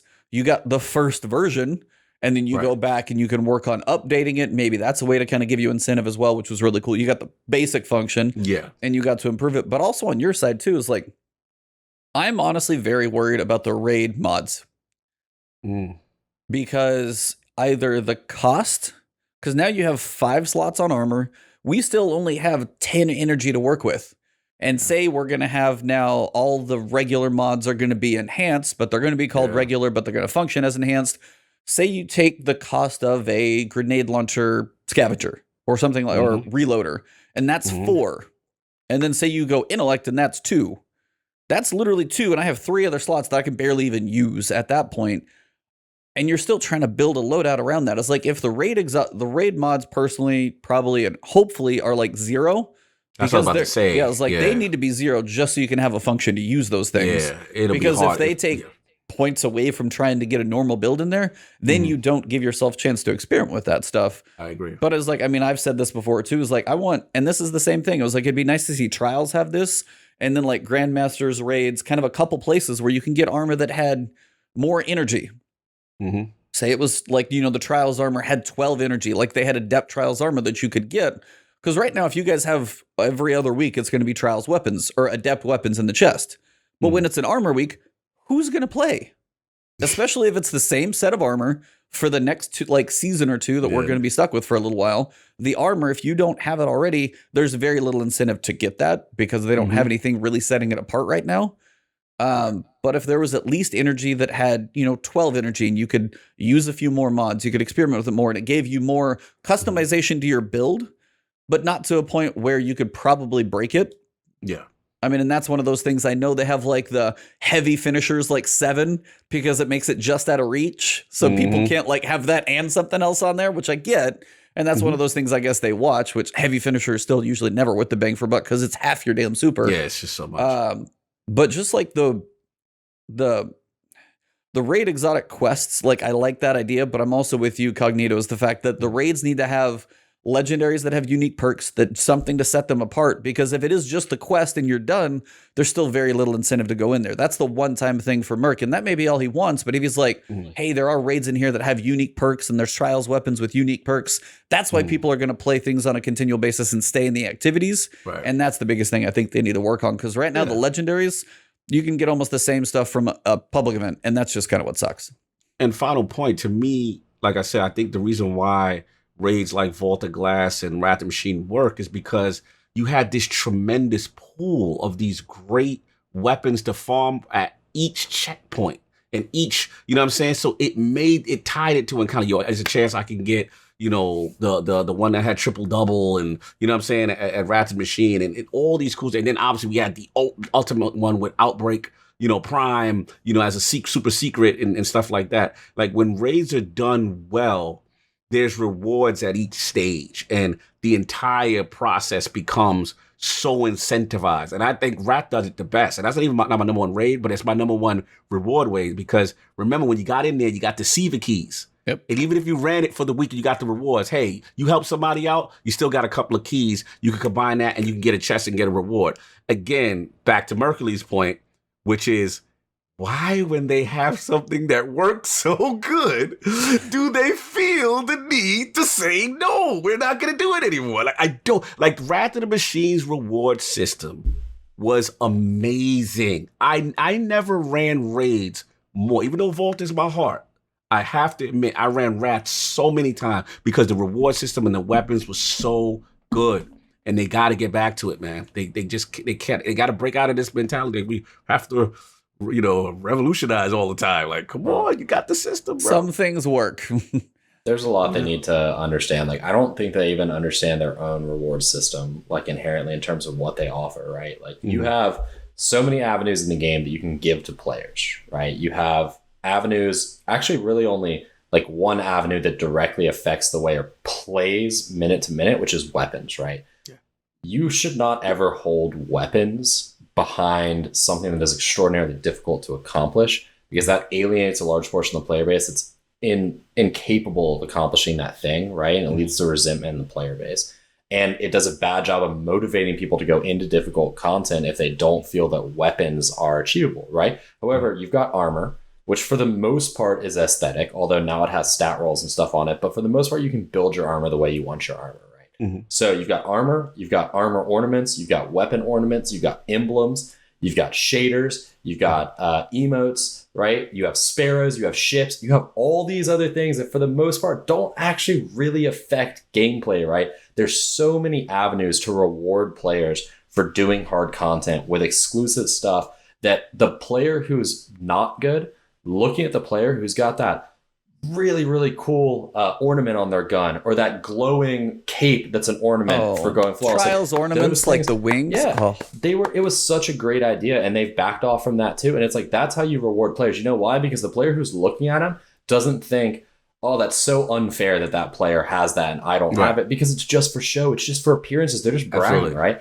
And you look at it like ornaments for your gun are an ornament for you to brag to yourself, or if you're streaming, to brag to your viewers, right? I feel that. Yeah. Armor and armor ornaments are bragging to other people in the game with you, right? An emblem, a ship, is bragging to other people who are in the game with you. A sparrow is bragging for yourself, right? Like, you can target these types of, what do you want a player to be bragging about, right? Like, if they go flawless, they need to be bragging to everyone, so you give them armor ornaments, right?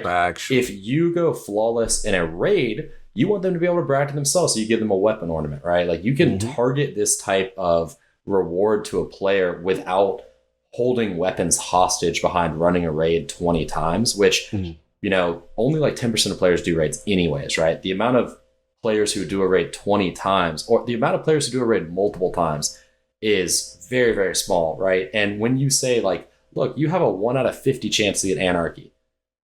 Well, players, even like myself, that are hardcore players, are like, I'm not doing that. Like, that's not worth it. Facts. Like, even if I could get it my first time, which I could, I'm still not going to do it, because it's just not worth it, right? So, but if you say, we guarantee you Anarchy the first time you run this raid, every player who gets that quest and has the ability to is going to do the raid once, which gets them in the door. Then you say, in order to get Anarchy's Catalyst, you do the raid 3 times, or you do the raid on hard mode.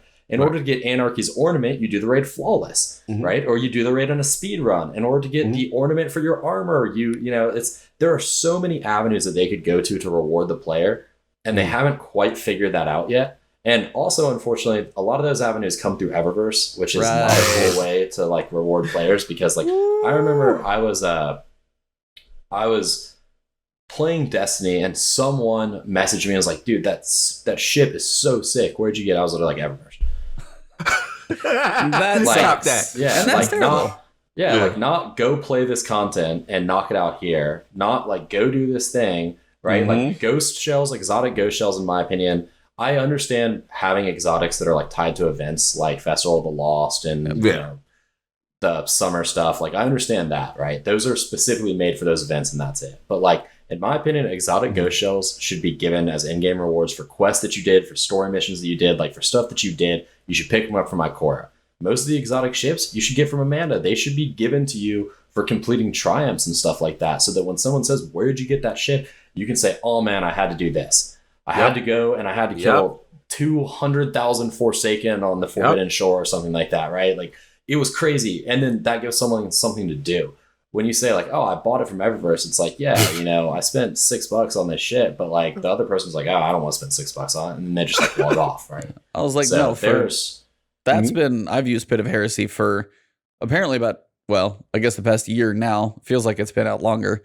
But no, it's like when I went through Pit of Heresy working on it, I soloed it first. And you're like, honestly, that's like what you said. It's like you solo, you start to get, you know, some armor ornaments or something like that. And then maybe if you solo flawless it, you get something. And they did some of that stuff with Prophecy a little bit. There's a ghost, there's a sparrow, but like also the same thing, thematic things. Like I got the same armor from doing a solo Prophecy run that I did from doing an Eris Essence. And I'm just going, I wanted to look like Zolmak. Like you give me Zolmak armor, I walk through the tower looking like a fire hive knight. I'm going to be the envy of everybody. And then if it kind of just looks kind of like lava at first, but then if it's like old school end of D1 glowing armor, if I get solo ornaments or something from doing that, like now I've done it 5 times and I start to earn those. Yeah. People are like, okay, what'd you do? It's like, well, I soloed this thing 5 times. And then the solo flawless gives me like, you know, a Halo above my head. Who knows? But like, that was a prime example, because the ship that was in the next season that I got from Eververse fit the thematic like Shadowkeep stuff so much. And I was like, oh, and it bugs me. And it's like, and I used it for a little while, but I was just like, this should have totally been in there. Totally. Yeah. And I'm sorry. No, go ahead. That's Pit of Heresy. Yeah. So everything you said is completely encompassed in just all my experiences of Pit of Heresy. They got a little better with Prophecy, but still not quite.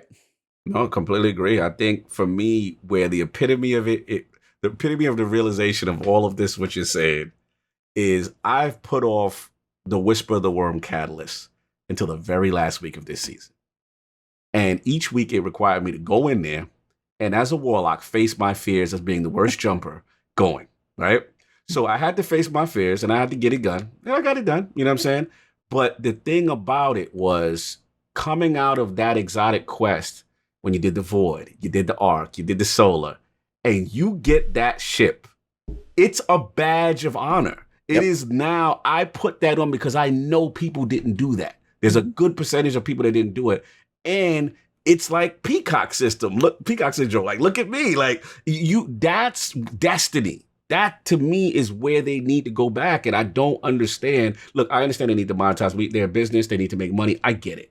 But things like what you're saying, Pit of Heresy, that ship that you're talking about, what we know, should have been a reward for doing it, whether it be solo or whatever it may be. They need to get back to that. And that's that balance, right? Now, I know these last couple of TWABs, they've been talking about getting back to that. And I feel confident that they will, because that's Destiny at its best. The same thing like Merc said, you go into the tower, you see that guys with the Trials ornament. You're like, whoa, what is that? Like, I want to get that. And armor is fair enough, right? It's not where it's giving that person this advantage, right? But it's like, yo, this is a badge of honor. Look at the peacock that just passed by. Wow, that was amazing. He's trying, like, I got to get in there. I got to get that. That's what it's dope, man. But yeah, I really realized it now that I got my Whisper the Worm done and I'm rocking that, that Zol ship and I got the little aura around me, I'm like, yeah, I put that work in. So yeah, absolutely, man. It's I a great agree. feeling. And like they don't embrace that for a lot of other activities. So we have a ton of stuff in Eververse, but like, I don't know the last time somebody bought a legendary Ghost Shell from Eververse. Like they're pointless, right? Why? Like, They don't. Nah, you don't even look at that thing that much when you open it in the first place. Yeah. Much less spending money on it. No, that one's it's like you take a game like Path of Exile. My buddy played it, and it's free. Crap load of content in there, like a just metric ton. Okay, that's going to change the podcast a bit. But that's one of those where those like skins that look like god tier looking armor, you're like, you look absolutely amazing. Those skins are like 30, but it's free though, and there's hundreds of hours in that game that they can do, and that's how you choose to support that. This is a game with expansions, now seasons that you've got to buy, and all those things that you put in. And if that stuff's not in most of the game, I understand, hey, they can put some cool stuff in Eververse, maybe things like your Iron Banner emote that you're like, I gotta have it. But there should definitely be a lot more stuff to earn, and I'm hoping, as you said, they continue to embrace the idea of putting stuff in the game to earn. That's where a lot of it should be, to keep people playing. Because if you see something cosmetic, and as you said, Merc, I bought it, that ruins it for a lot of people really fast. Absolutely. So, the Iron Banner emote, we talked about them when we were there, but they were like, oh, well, the Iron Banner emote, like, that should be an in-game reward, right? Like, that shouldn't be a... You're about to get some entertainment. Continue, nice. Bro. You're about to get some free entertainment. Shout out. Who put the sit-ups for E? Oh, they put them in the chat. It's on now. Fitness time. Oh, you're just not ready for this. We had the last word here. We believe in fitness. And thanks for redeeming those 5,000 push-ups. We're all sitting out here with the COVID belly. We're trapped in our houses and you can't work out, but you got Ebontis and Lord Cognito. Look at that perfect form. Elbows hitting the knees. Mark is like, what's happening? What podcast did I join? You joined the last word, ladies and gentlemen. This is what we do out here. We're getting there. They're killing them right now. People are sitting on points to make E do exercises. This is amazing. That's a good use of points, I feel like. Whoa, you felt the burn, E. We felt the burn, brother. Working up a sweat while podcasting. That's good stuff. See, and the best thing is, I never know what he says because I don't listen to it and I can't hear it. It's great. I do the play-by-play when you're out there because I knew Burke didn't know what the hell was going on right now. He's like, what is happening? His face was classic. He's like, what did I walk into? Oh, we got the dab going. Yeah, they use these points, man. Oh, they use the points. But continue, Berg. I interrupt you. We had to get our fitness segment in. I don't even remember what I was talking about. I've never been so distracted in the middle of a podcast. So I've lost my train of thought, and you guys can take was that. Was you mesmerized by the glorious form? I remember as the Iron Banner emote now. Yeah. So I was. I was like, oh, those are some nice looking sit-ups right there. All right, good job. But yeah. The Iron Banner, we even told him, we were like, look, man, like, if it's Iron Banner themed, you should be able to get it from Iron Banner. Like, you shouldn't be selling that stuff in Eververse because it's like themed to Iron Banner, which is an in-game activity. Like, sure, make it a really hard quest in Iron Banner. Or I said, even do this. Sell one in Eververse that's one color, and then make one that you can only get through a quest in Iron Banner that's another color, right? So if you see someone doing the green version of the emote, you know they got that shit from a quest. They're doing the yellow version of the emote, you know that they paid money for it, right? Like, even do something like that, but don't just stick it in Eververse. And they were like, well, when you make something attainable in-game, there's this weird mental thing that people have, where if something is attainable in-game, even if they will not attain it, they won't buy it from the in-game store, right? Even if they won't get it, they still won't buy it in the in-game store. And they said, like, that's a really hard thing you have to deal with. Like, they know for a fact that even though the players would like it more if it was attainable through an in-game quest, such a significantly smaller number of players would buy it from the store that it basically is no longer worth it to even put it in the store at all, right? And then, because it's an emote, they wouldn't do the work making that emote if it wasn't going to go into the store. Right? Like, they aren't going to build that emote for Iron Banner because Iron Banner's not making them any money. It costs money to make the emote. Right. So they're like, our choices are don't make the emote at all, and we don't make any more money. Or make the emote and put it in the store and put it in game, in which case we lose money and it wasn't worth making the emote. Right. Or make the emote and put it in the store so at least then people can buy it and And they're like, that's the honest truth. And it was like, well, honestly, the best solution is like, don't make emotes that are focused on Iron Banner and stuff like that. Like, Yeah. you know, make emotes that are playing guitar or like playing the drums or something. Yeah. Just continue to do that because nobody complains about those not being available in game. Yeah, those aren't a big deal. But what was it? The Whisper of the Worm. You had the 2 ornaments for Whisper that ended up paying for, what was it, 0 hour or something like that. They had them that way. And that's the thing. Hey, this cool thing that you can go earn. It's a big deal. Everybody on the world of Destiny is talking about this quest. Then when you go get cool quest, now you can customize that thing to look a couple of different ways. And that's one of those that they said ended up paying for it that way. And they haven't done that in a while. They've done it a couple times, but they have only done a few exotic quests anyway. But they haven't done those that are, and as you said, what if like there was the raid exotic, you go do that, and then you turn around and can, buy a couple emotes, and that quest took them into the raid, then took them to the Eververse. And that's like, feels like you get people in more activities and into the store. It's kind of a double win potentially, but I know there's somewhere in that equation that it's a lot harder than I'm making it sound. I know that. No, I agree, brother.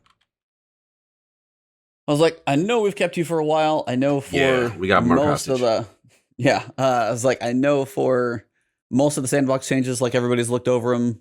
For me, the biggest one I saw was like the anti-champion mods.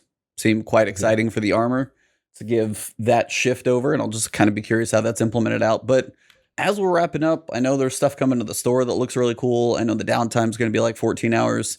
I want to ask you guys 2 things. One, are you doing anything kind of unique for your downtime? 14 hours, you could just be sleeping for all I know. And then 2, just kind of your last, is there any like surprise or any final want for Beyond Light that you may not have seen yet that you hope to be surprised by? Merc? I don't know if there's anything that I'm like hoping to be surprised by. I'm kind of just hoping like the release goes smooth and it's good fun and it's a good story and like it gets people hooked. I mean, the population has been really, really low. This is probably the hardest Destiny has ever been challenged population-wise in its existence. It doesn't help that it's split across 3 platforms now instead of 2, but also there's just a ton of really great games out there right now, like a ton of good games. It's a great time to be a gamer, but it's a bad time to be trying to bring people back in with an expansion that's already been delayed.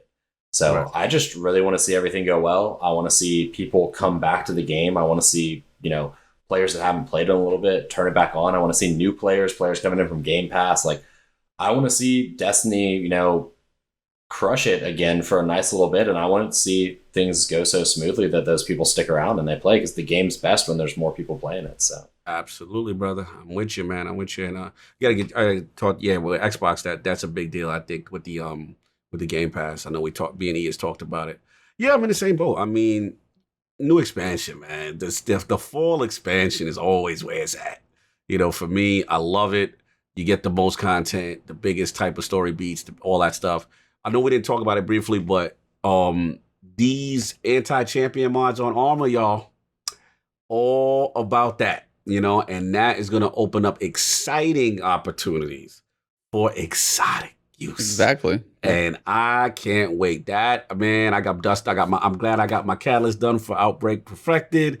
It's so many things. I can't wait to just not be pigeonholed into a legendary and forced to only have the mod for that legendary to use barrier or whatever it is. And it's going to give flexibility. We're going to see some fun combos. I was actually surprised they did it, because I thought they were going to try to play it safe, knowing that we'll put together some fun combinations for these Nightfalls. I've literally been saying it for a year. I'm like, all you are is breaking. If your exotic weapon was already balanced where you think it should be, the only thing you're doing is allowing people to use it against exotics. And they took that away for about a year.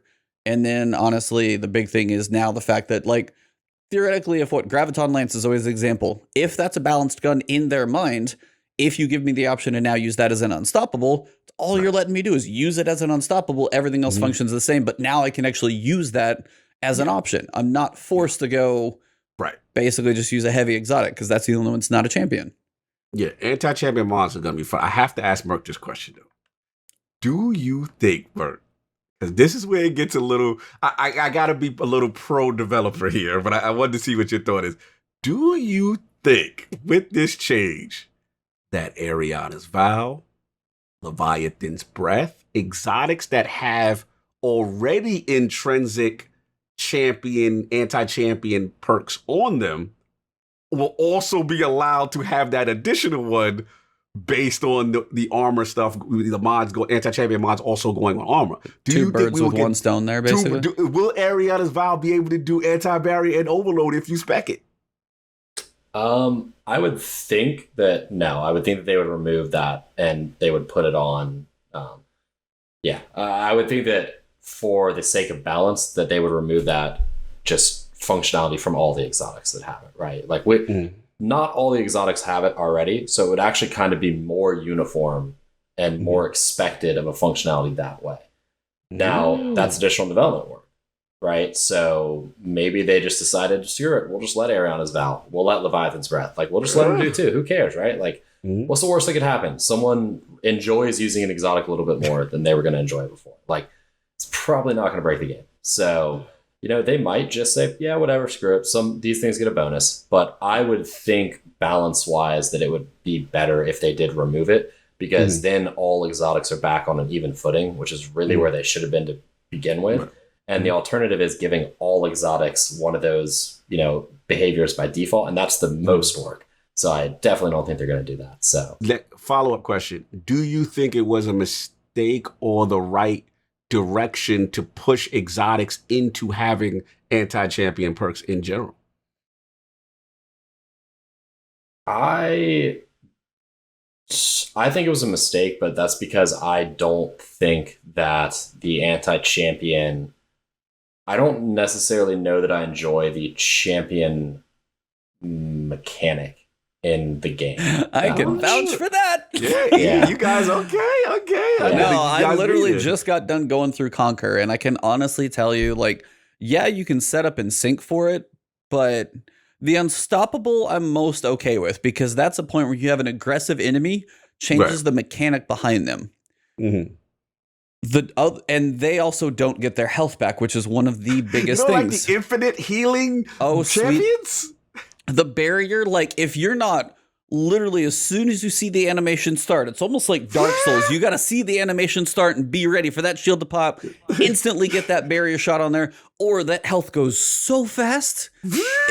And that's one of those, I would love to see them change the way champions function, or also the fact that the health regenerates, cannot tell you how much that pisses me off. If I have to break a shield again, that's fine. But if you break a shield, you hang there for a second, and you get your health back, that's why I like seeing somebody like Esoteric solo it, is the timing has to be so perfect, constantly keeping damage, and it's just it drains your ammo. That's the biggest thing. So it does. The champions themselves, since they've been implemented, the Unstoppable I like. It takes an enemy that might kind of be roaming or like an ogre that's shooting, and the dude starts running, you got to stop him in his tracks. So it's that's theoretically that's a different one. But as you stop them, health slowly works its way down, even though they get that. So it's that one I can kind of understand. But the other two, Overload's just about as bad.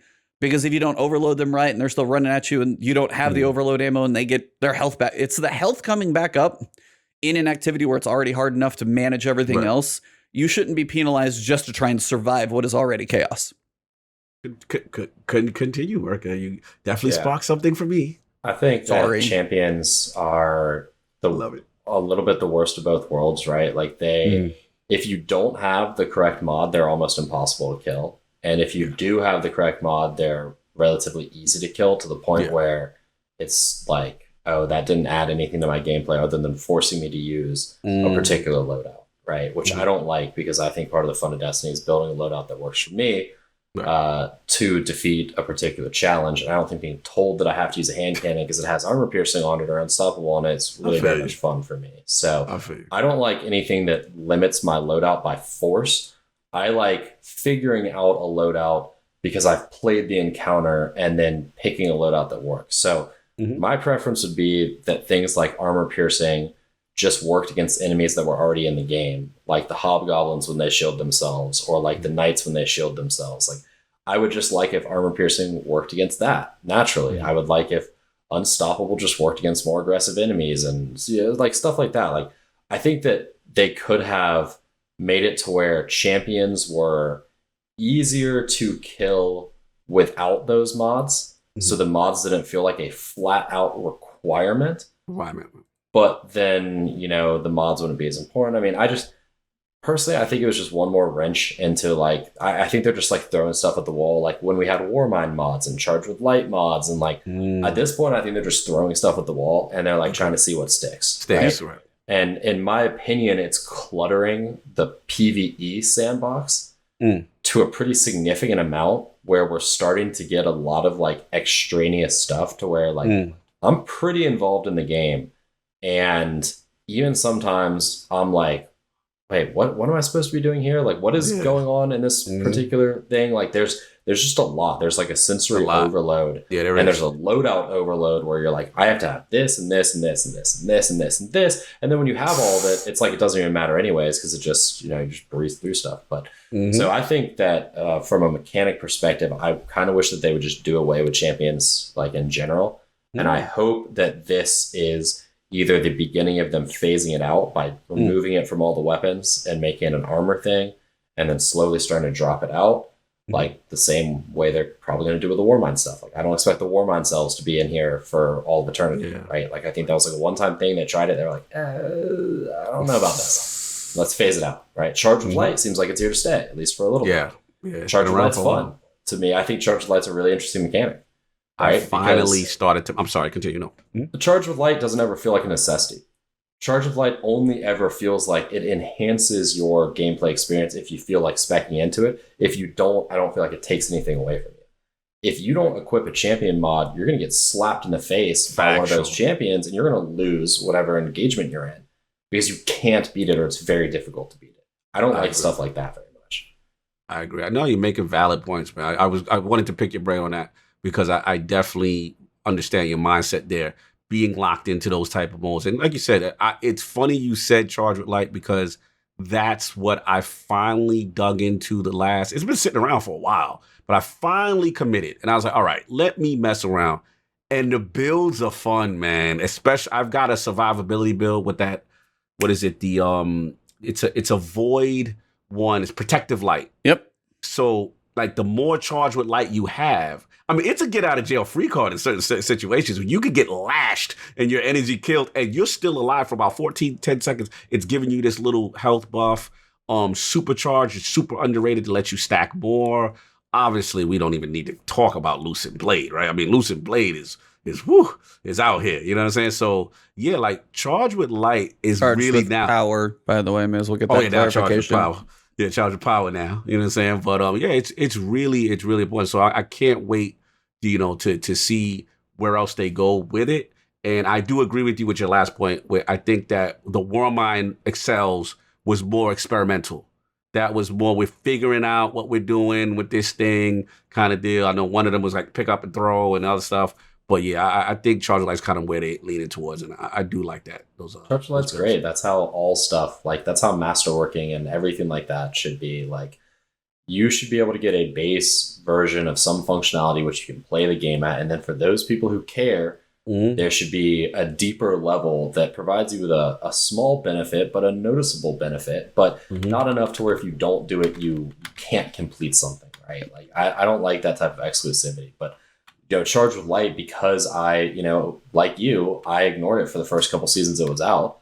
Thought it was kind of dumb, thought it was kind of pointless, didn't really care. Started realizing that like how much I could do with high energy fire and PvP, which is a double stack of Rampage 100% of the time you have it up just for picking up a Serious. Yeah. Well, turns out it makes Ariana's Vow one shot. Turns out it makes La Monarch one shot. Turns out that it makes Bygones 2 burst, like it's a high impact, despite the fact that it has a faster rate of fire. So now it's a staple in gameplay for me, and I make a point to make sure that every armor loadout I have has all my Charge with Light mods on it that I want for PvP, and I go around picking up orbs. I use all masterwork weapons, so if I get lucky and I get a double kill, it generates an orb. And orbs on the ground, Charge with Light, let's go. It's a whole different ball game for me, but at the same time, like if I had never known about Charge with Light, I'd still be playing the game and I'd still be doing just fine on my own. So that's the type of bonuses that I like to see. I actually like what they're doing with the adept weapons, where the adept weapons get some slightly different mods that are stat bonuses, where masterworking an adept weapon gives you more stats across the board. Like, I like that, because an adept weapon is not going to, be a game changer over a Right. normal version of that weapon. But for people who care about min-maxing, it's going to be like, I'll go get it, because why would it? It's not going to hurt me to have more stats on everything. Like, it'll make it a little bit better. But a casual player is not going to look at my gun and think, oh, his gun is so much better than mine because he has 3 more stability and 3 more handling, right? Like, it's not going to work that way. But, for me, for someone who min-maxes everything that I possibly can, like, yeah, that's going to be great for me. Yeah. But the champions are just kind of the opposite of that. It's like, you don't have a choice. Either use this or die. Or And die, I don't because like you that. won't get past them. Yeah, that's a good point. Yeah. That's a good point. And it forced, it was like that made Ariana's to a point like I can't tell you, did 6 Grandmasters, Ariana's was involved for most of them. If Barrier's in there, it's Ariana's, because you have the range, you have the amount of shots that you need, and they never get specials in there. And that's the only one that's kind of special, and it hits hard enough to matter. But I mean, if you had Barrier on a sniper rifle, why the hell not? Every Barrier typically is going to be a long range enemy anyway. Let me pop it with a sniper and then turn around and fire and hit the crit that I already staggered. Like, it seems a little too obvious, as opposed to, let me do barriers with a submachine gun. And then now they're going to be barriers with a sword, by the way, a chainsaw sword that's coming. That's going to let you, that's like, okay, so this is high risk, high reward. I know that's what it is, but I'm like, dude, Grandmasters are tough enough. If you sneeze in the wrong direction, you're going to die in there. So They said it. Dad said, Dad said, we can't stay in far distance away, picking away at things. Dad said we can't stay in protective wells, reloading and melting things to death. Dad doesn't like it. okay, Dad, so he's that's very clear that's about totally this. fine. Here's the difference. When they say don't do that, don't make something so artificially difficult at 1100 where you're capped at 1075, where if a sniper looks at you wrong and you don't catch one out of the corner of your eye, or I had an enemy head peek me in a Grandmaster. I was like, dude, it's barely over wall. I can't even see the, and I'm just dead. And I'm like, I didn't even see the shot. That Right. the artificial difficulty is still something they've crutched on since Crota. Yeah. And I still am not a fan of that in the PvE setting. Contest is like to a point where they want those things to be difficult, and that's a temporary thing. But it was like and I made it through, like we did it all, but it's just like, it's not, I wish they would work on more mechanics as opposed to just artificial punishment. I guess that's just me. No, you Well, make they do. They have modifiers underneath the scenes. So in D1, they were explored. You could change the difficulty, normal, heroic, epic, right? Or difficulties. And when you change those modifiers, the enemies shot faster, shot more accurately, were more aggressive, had more health, right? Like, they were things, those still exist behind the scenes in D2, right? And they do get turned up. Like, you'll notice in Gambit, on round 1 compared to round 2. Like, the enemies are more accurate and I'm more like, aggressive man, I'm on dying a round lot. 2. Yeah, it's because they flip that switch basically in the background. You can't see it, but it is happening. And that happens in Grandmaster Nightfalls too. The only reason they're using light level to do stuff like that is because of the way they handle like enemy health and enemy damage dealt in the back end is more dependent on light level, because they introduce that as a mechanic on the player side, right? Yeah. So like, they could technically like show you your light level as being even, and then actually have the enemies like scaled higher in the back end, but that's less transparent to the player, and it doesn't actually give, and then you would feel like it was unfair that they were one-shotting you. But the problem is, it's like the AI in this game just isn't quite at the same level as like what the AI was in Halo in terms of its abilities to like do multiple things, like take cover and function as a squad. Yeah. They're much more like independent little AI units, and they don't work tremendously well as parts of a whole like they did in Halo, right? I agree. So in order to make them difficult for something like a Grandmaster, they kind of have to keep you scaled under light level wise. If they didn't, if you were at level, it wouldn't really be very much of a challenge, and then it would be, because you would be tankier, the enemies would die faster. Like, there's only so much they can do with making them smarter and shoot more accurately without them dealing more damage and taking more damage. Right. No, fair. Fair enough, man. Well, man, I think we've covered a lot, but I also want to make sure we respect your time and let you get some sleep, because it's getting late for a couple of you guys and me as well. Is there anything you guys else wanted to basically say before Beyond Light? Because it's 36 hours away. What I was going to say is I'm ready. New expansion. You know, I'm going to deep dive into that bad boy, lose my life. 2 weeks of vacation. I'm ready. Let's go. A lot. Wow, 2 weeks of vacation. That's Look, a good one. My boss knew what time it was. I said, you know, it's Destiny, right? You know, 2 consoles coming out. Beyond Light. Life is good, man. I'm good. Let's go. I'm jealous of that, man. I'm working from home, so I'm not even going to take any PTO. I'm just going to try to play as much as I can in between like meetings and everything like that. Just hope nobody notices what I'm actually doing. See, I've been doing You're that like, all oh, dang year. it. What? I'm sorry. I should have been Bro. muted. My bad. I've been the same boat. I've been doing it all year, but I work from home. I'm like, I gotta take this vacation before I lose it. You know what I'm saying? Yeah. So that's Oh, Yeah. But It's what gonna be about you, fun. Mark? It's going to be a good time. I'm stoked for it. I want to play some good Destiny. I want to play with the new subclasses. I want to see what new weapons there are. I'm excited about the new raid when it finally drops. Like, I'm excited about the story. I'm excited about people coming back to my clan who haven't been playing in a while because, you know, it's been a drought as far as this has been the longest we've gone, I feel like, in between content releases for Destiny. So I'm excited. I'm excited for the end of season event or whatever it is before they flip the switch and turn the servers off or whatever that is. They said the lights go out, so I'm interested to see how they're going to do that. But 14 hours. Yeah. So you've got servers go down at 7 p.m. Pacific, I believe. And there's a baby patch at 4. Yeah. Everybody's going to kicked out, get a baby patch. So I think that is going to either be like at about 4:05 when you log back in, we're going to have an idea of like, hey, join in the tower, whatever this is. It's going to be happening around that time. And they did it, I think, late enough in the day. They're going to hopefully give people a chance to get off of work to see it. Yeah. And then servers are going to go down. So and hopefully it doesn't last for like 6 hours like the last one did. Like hopefully it's just like 15 minutes or something. I think they got the feedback on that one that it's going to be slow. Either it's going to be a briefer experience for sure. But as we wrap up, Merc, I want to just give you the floor. Where everybody can find you, what you got going on, where they can expect to see you, just anything you got coming up. Let everybody know because this is your time to spread the word. Yeah, man. I'm on the Destiny Massive Breakdowns podcast. We record every Thursday night, release Friday morning.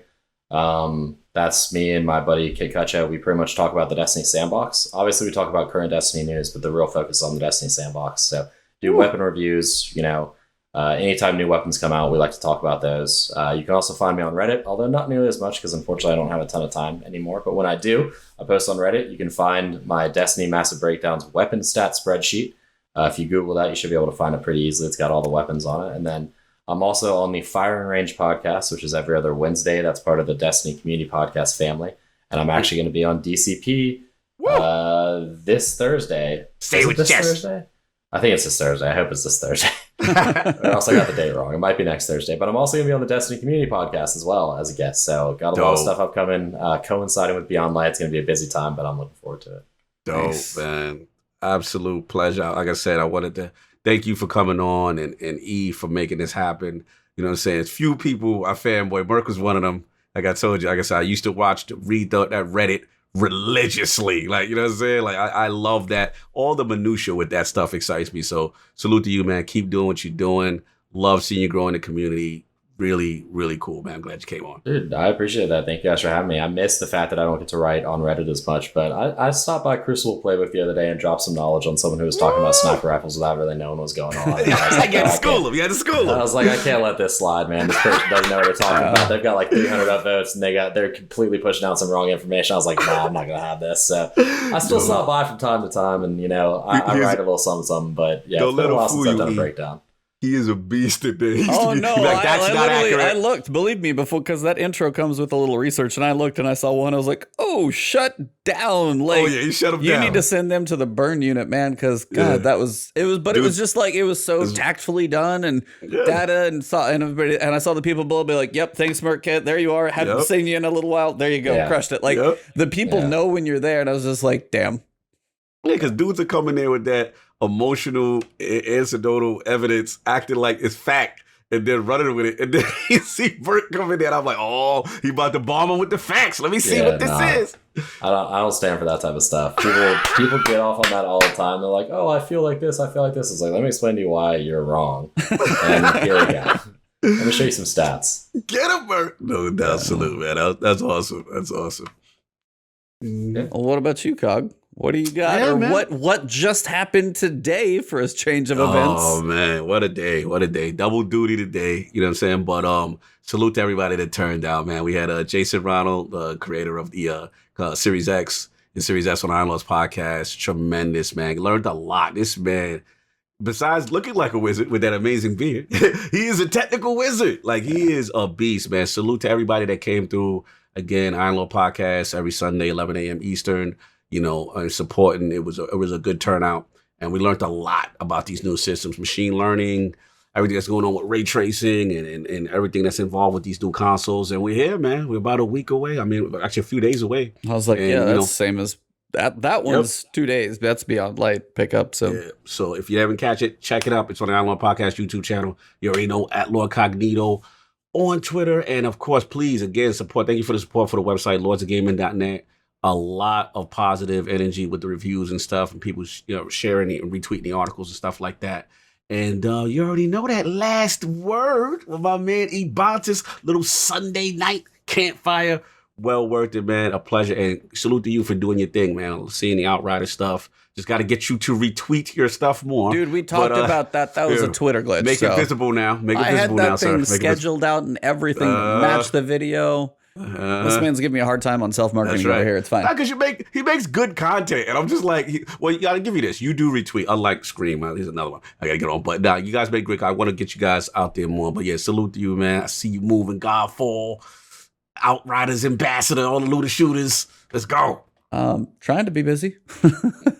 No, like this, that's why I said, like, in the introduction, is like, this past week has been a real life roller coaster.